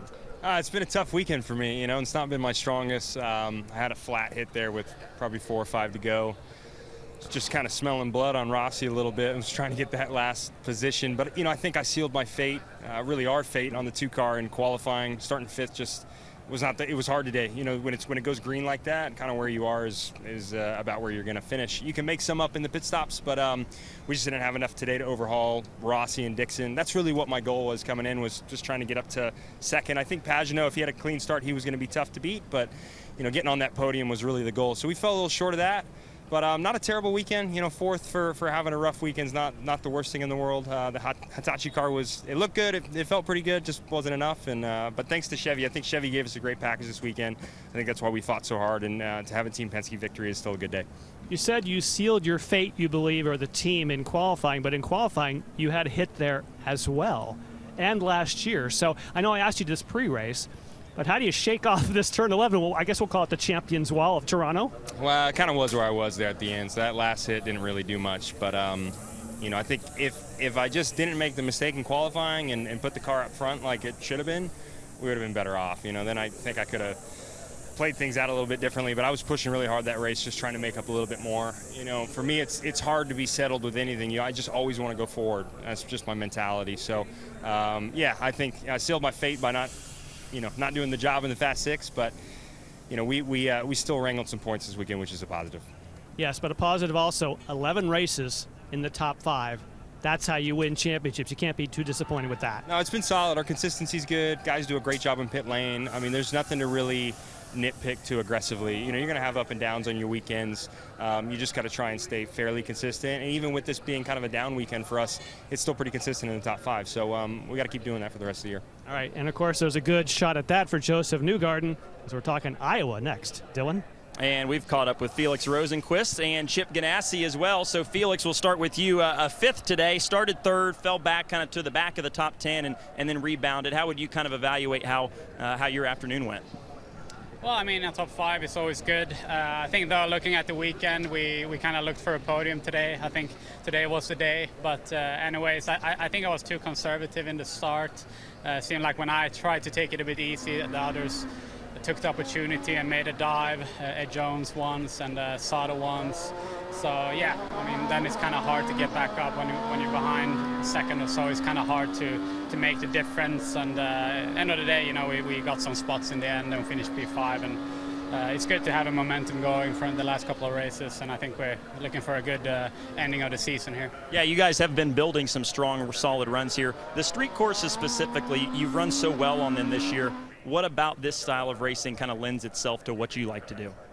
Well, I think personally it's always been a favorite. I think also the NTT Data Cessna car is fantastic on the street circuits. I mean, everywhere we've been, we've sort of been fighting top 5 on the street tracks this year. So yeah, definitely been a highlight. But yeah, we have to keep working on the road courses as well, and obviously the ovals for me being a rookie, that's the hardest part. But yeah, we have a couple of ovals coming up, so it's going to be fun to see how that goes. Yeah, we go to Iowa next weekend. What's the goal? What makes that a good weekend for you? Well, I guess it's a learning weekend. You know, it's the first short oval. We had Texas a couple of weeks ago. I think we had a solid learning weekend there. Indy was actually really good in the end, and we had a test in Iowa 2 weeks ago, and that went well. So I think it's an advantage to have done that rookie test there. So yeah, let's see. I mean, I think we just have to do what you can do and then see where we end up. Felix Rosenqvist, 5th today. He'll stay 10th in points, and here's the boss, Chip Ganassi. So you had 4 race cars racing the last 2 nights, and they all finished in the top 5. That's not a bad weekend. Not bad, Dylan. You know, certainly happy with Kurt last night winning, of course, in Kentucky. Kyle was 4th. 2nd here today with Dixon, and, of course, Felix being 5th. We're pretty happy. We have some good momentum at a good time of the year. What about your young rookie here? He's been pretty impressive this year. Yes, he has. And you know, I mean, we've had our eye, obviously, you know, on Felix for a few years, and we're glad to finally get him in the team, and he certainly has a nice long runway and a big future. These guys are knocking on the door of a win. There's no doubt about that, and a good 5th place run today for Felix Rosenqvist.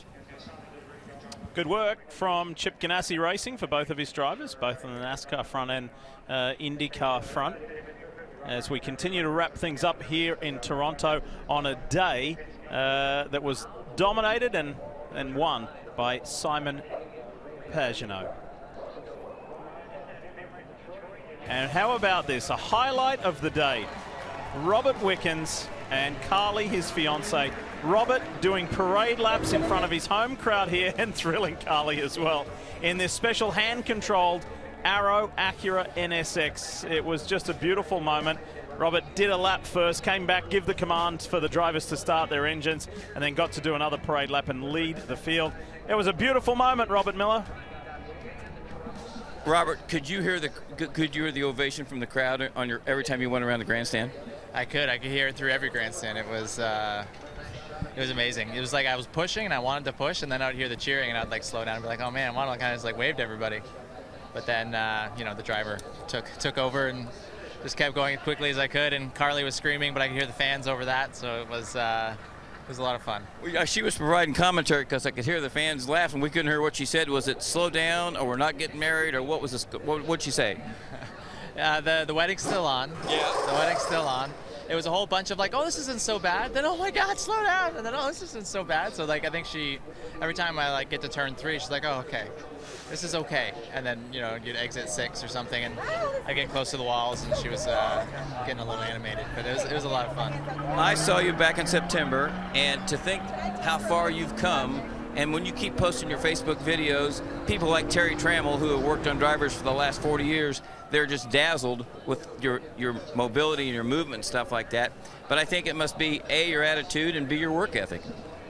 I think C, good people around me. It's not, it's a full team effort. I think all the staff that I had at Craig Hospital for rehab was just doing a phenomenal job, and luckily I was able to go to such a fantastic facility and give ourselves the best chance of improving. And I like to think hard work was a big part of it, but it's not just the work. Diet, everything was the best that it could be, and it still is. So it's a long way still to go, but so far we're off to a pretty good start. Yeah, I brought him a bunch of donuts and he wouldn't eat them. All right, today he's the driver coach for this man, James Hinchcliffe, who went from 14th to 6th, and believe it or not, didn't run out of fuel while the race was still on, which I figured would happen, right? Last lap you'd run out of fuel and finish 15th. No, we had it under control. It was fine. I mean, the yellow didn't hurt, but I mean, we were going to make it. Okay. So, pretty good result when you start 14th at this joint. Yeah, I mean, honestly, with no real cautions to kind of bunch the field up, there wasn't really much creativity on tire strategy or fuel strategy. It was kind of just, you had to put your elbows out and get it done, and we had a really good first lap. It's kind of been the story of our season. We've had problems on Saturdays, be it self-inflicted or bad luck, but Sunday this team always shows up. The number 5 Aero car was really strong again. We took care of our tires well. We had to save a little bit more fuel than the guys around us on that last stint, so that let Rosie get away. We got some lap cars in between us, or else we maybe had the top 5 streak still alive. But man, 14 to 6 without a lot of help, we'll take it. It's a good effort. I was going to say, you start qualifying better, you got a chance to be on the podium and win a race. That's the plan. We're going to try to do that, but obviously we've been trying to focus a lot on the starts, and we got a lot of spots on the starts. I was actually thanking Robbie on lap 1 there because I pulled the same move in turn 6 on Colton that he pulled on me last year. So he was inadvertently coaching me without knowing it. So we got it on Colton there, and I'm like, thank you, Rob, and off we go. Do you have a lot of feedback during the race from him, or just every now and then? Yeah, I mean, he's in communication with Taylor, who's on my radio. He's a driver. He knows what we want to hear, what information is valuable, so he's telling him what to tell me at what points of the race. Having another set of eyes on the stand, just looking for the things the engineers are too busy to keep an eye on is a huge benefit. So it's a huge help having him there, and he definitely helps us get to the front. Okay, we're going to a place that you've owned a couple times, the Iowa Speedway, one of your favorites. I don't want to bring this up because he was going to finish on the podium last year, and a couple bad things happened, and I heard some Canadian swear words, which I don't blame you because you drove a hell of a race. I think that's where you're so mad. But what is about Iowa and you? Man, I don't know. I love those ovals where you've got 2 good lanes. I mean, Texas kind of the way it used to race. We're getting there again after the repave, but Iowa's always been like that, and I love short track racing in IndyCar, man. When we raced in Milwaukee, when we raced at Loudon, some of those places were so much fun. And for me, Iowa's always been a pretty strong track, but it's a bit different this year. Obviously, everyone's had a year to learn. Everyone's gotten better over the off season. It's obviously a night race this year, so there's a lot different, but we're still confident the number 5 will be quick, and hopefully we can have a good result. Robert, did you feel like that you'd kind of arrived at when you were going to finish 3rd at Iowa, that you'd finally figured out ovals? No. No? No. I thought I figured out Iowa, but one thing I learned was that every oval was completely different in its own way, and it's caught me off guard because after we did Phoenix, I'm like, yeah, okay, short oval, piece of cake, and then I did a test at Iowa, and I was like, what is this place? But but then took me about a good 100 or so laps before I finally got the hang of the 2-groove style, because that was my first time with that. But it's a great place, and it's going to be a good race. All right, it was a great day for Canadians. This man driving the pace car, this man finished 6th. Jan Bikus, you got Will Power.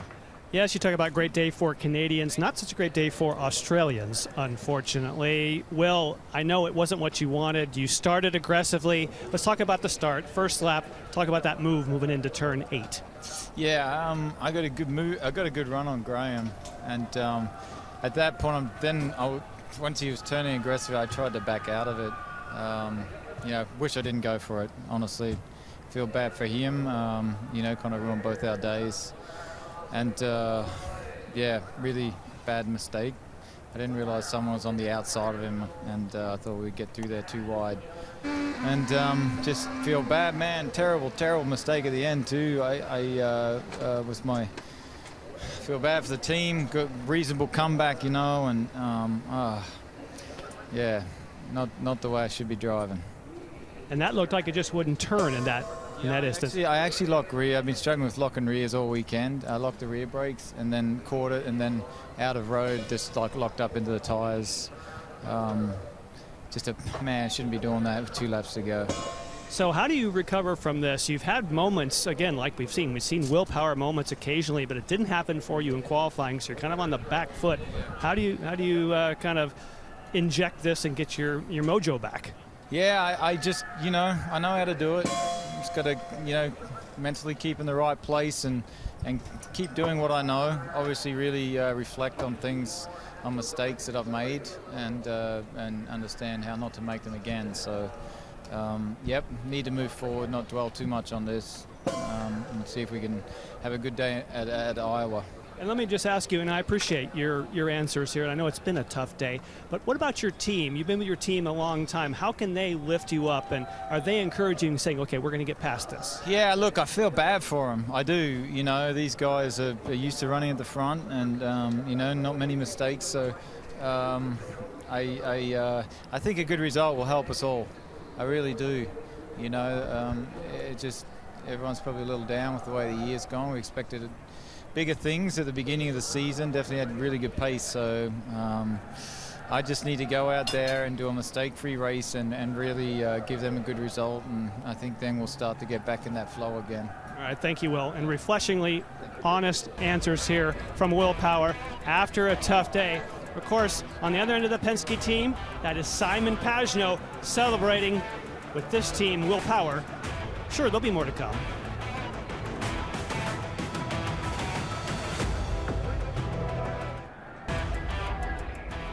Celebration time for Simon Pagenaud here in Toronto, Canada. He's won 14 times in his career.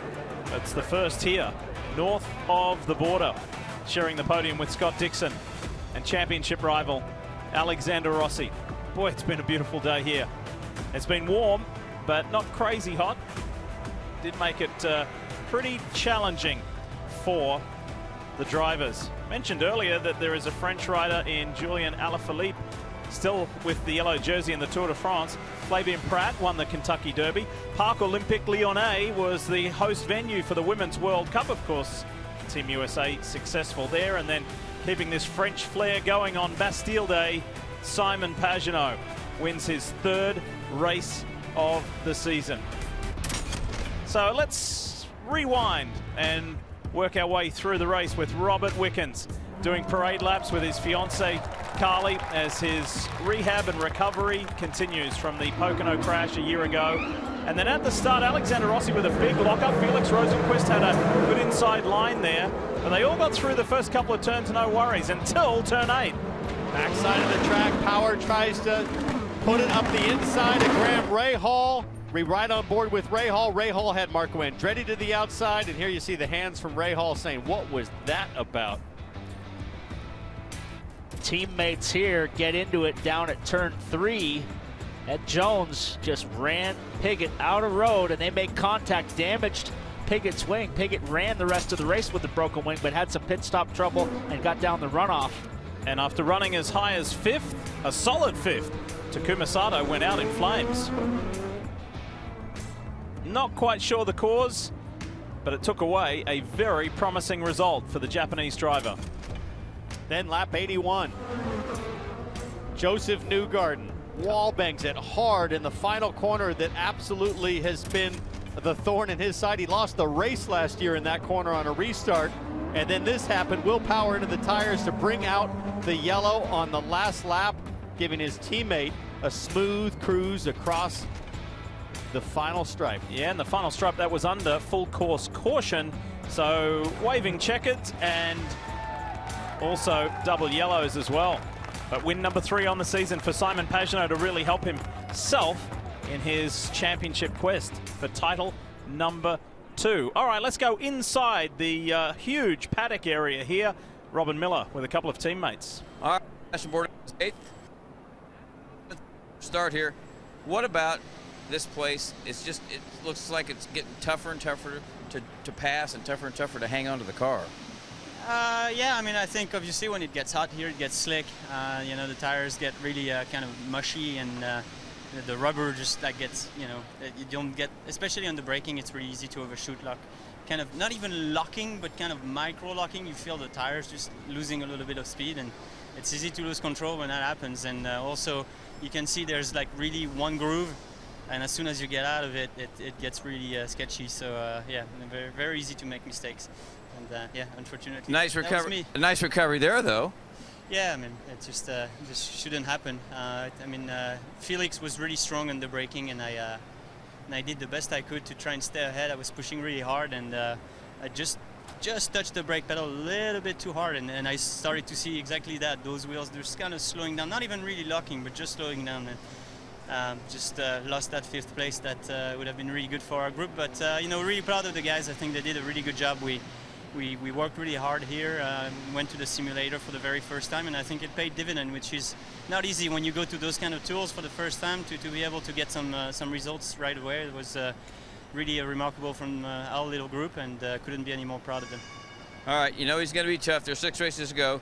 This kid, he's been all over the place. He goes through the grass. He raced everybody, banging wheels at people. Was that fun? Yeah, you know, I took the gloves off this race, more so to speak.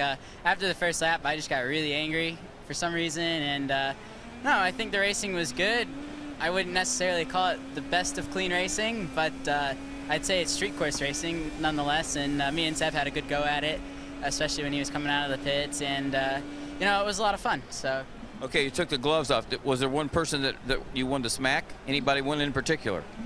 There's a blue team kind of across the way, both drivers I wanted to smack a couple of times that I may or may not have given the bird, but you know, that's part of racing, sometimes frustration, but you know, at the end of the day I got around both of them and it wasn't really a big deal.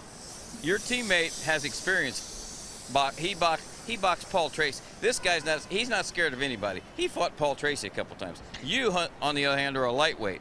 You should only be given the 1-finger salute to Zach Veach, who you could probably destroy. Let's see who. Marco, you could probably put him in a headlock. So you got to choose your battles. Being nice. I know he's stronger than me. That's for sure. Oh, he can be mean. He's beat me up already a couple of times this year, so I try to keep my distance. All right, you guys. Good result, Dylan.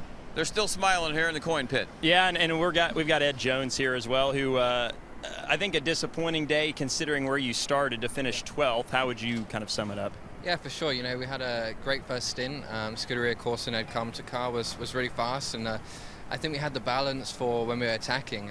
You saw we were able to pass Newgarden and then Rosenquist, and I think we had a bit better pace than Rossi. So it all seemed to start off really well, but you know, as soon as we had to start saving fuel, we didn't quite have the balance to be able to keep up the pace and do that. So it cost us a lot, and unfortunately we fell down the order. Not the finish you wanted, but a lot of positives. You showed a lot of speed this weekend. What kind of positives can you guys take from this weekend? Yeah, exactly. You know, we've had, you know, every weekend or so we've showed pace at certain times, but we're really lacking that consistency at the moment, and that's going to be key to, you know, get the results further up the field. And we definitely found a few things this weekend that's going to help us everywhere, and if we can keep working on that, keep making improvements, we should be running there more frequently. Ed Jones, he'll come home 12th today at Toronto. He pulled off a couple of good moves. Not sure his teammate will be all that pleased with him though after that turn 3 skirmish, but speaking of being pleased, that will be an understatement to describe Simon Pagenaud's mood after winning in Toronto for the first time, and he is well in touch of the championship leader, who just happens to be his teammate. Beautiful view of the CN Tower, downtown Toronto workhorse at the Honda Indy Toronto inside in the garage area. Wrapping up from the coverage today with the biggest mover of the race, 9 positions. That would be Colton Herta. Started 16th, finished 7th, but sometimes in a race it seemed like you're kind of stuck a little bit in no man's land. Yeah, that's kind of how it was. You know, I think we made a really good start. I think we're up maybe 6 spots, and then yeah, just like you said, gone to no man's land. I was really happy with the team. You know, we really did good this race. Had great race pace. We moved up a lot of places. Sometimes broke too deep. And no, but the Capstone 88 Honda was really on rails. All the stops were great. I think the strategy was good because although we made up 6 spots on track, I think we made up another 3 or 4 in the pits as well with strategy. So, you know, just all around really good job.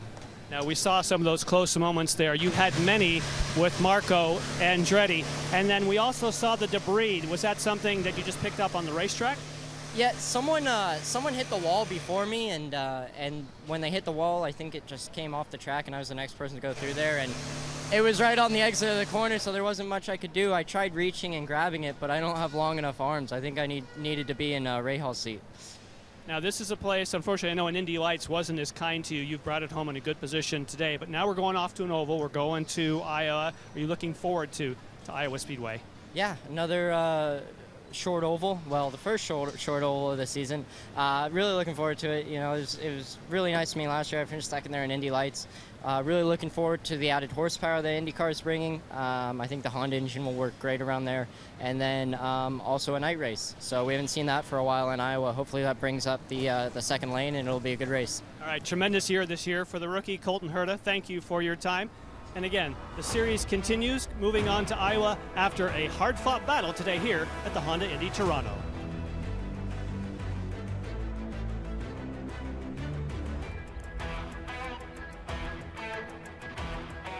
Simon Pagenaud is in such a good mood, he's just about meeting every fan that was in the stands.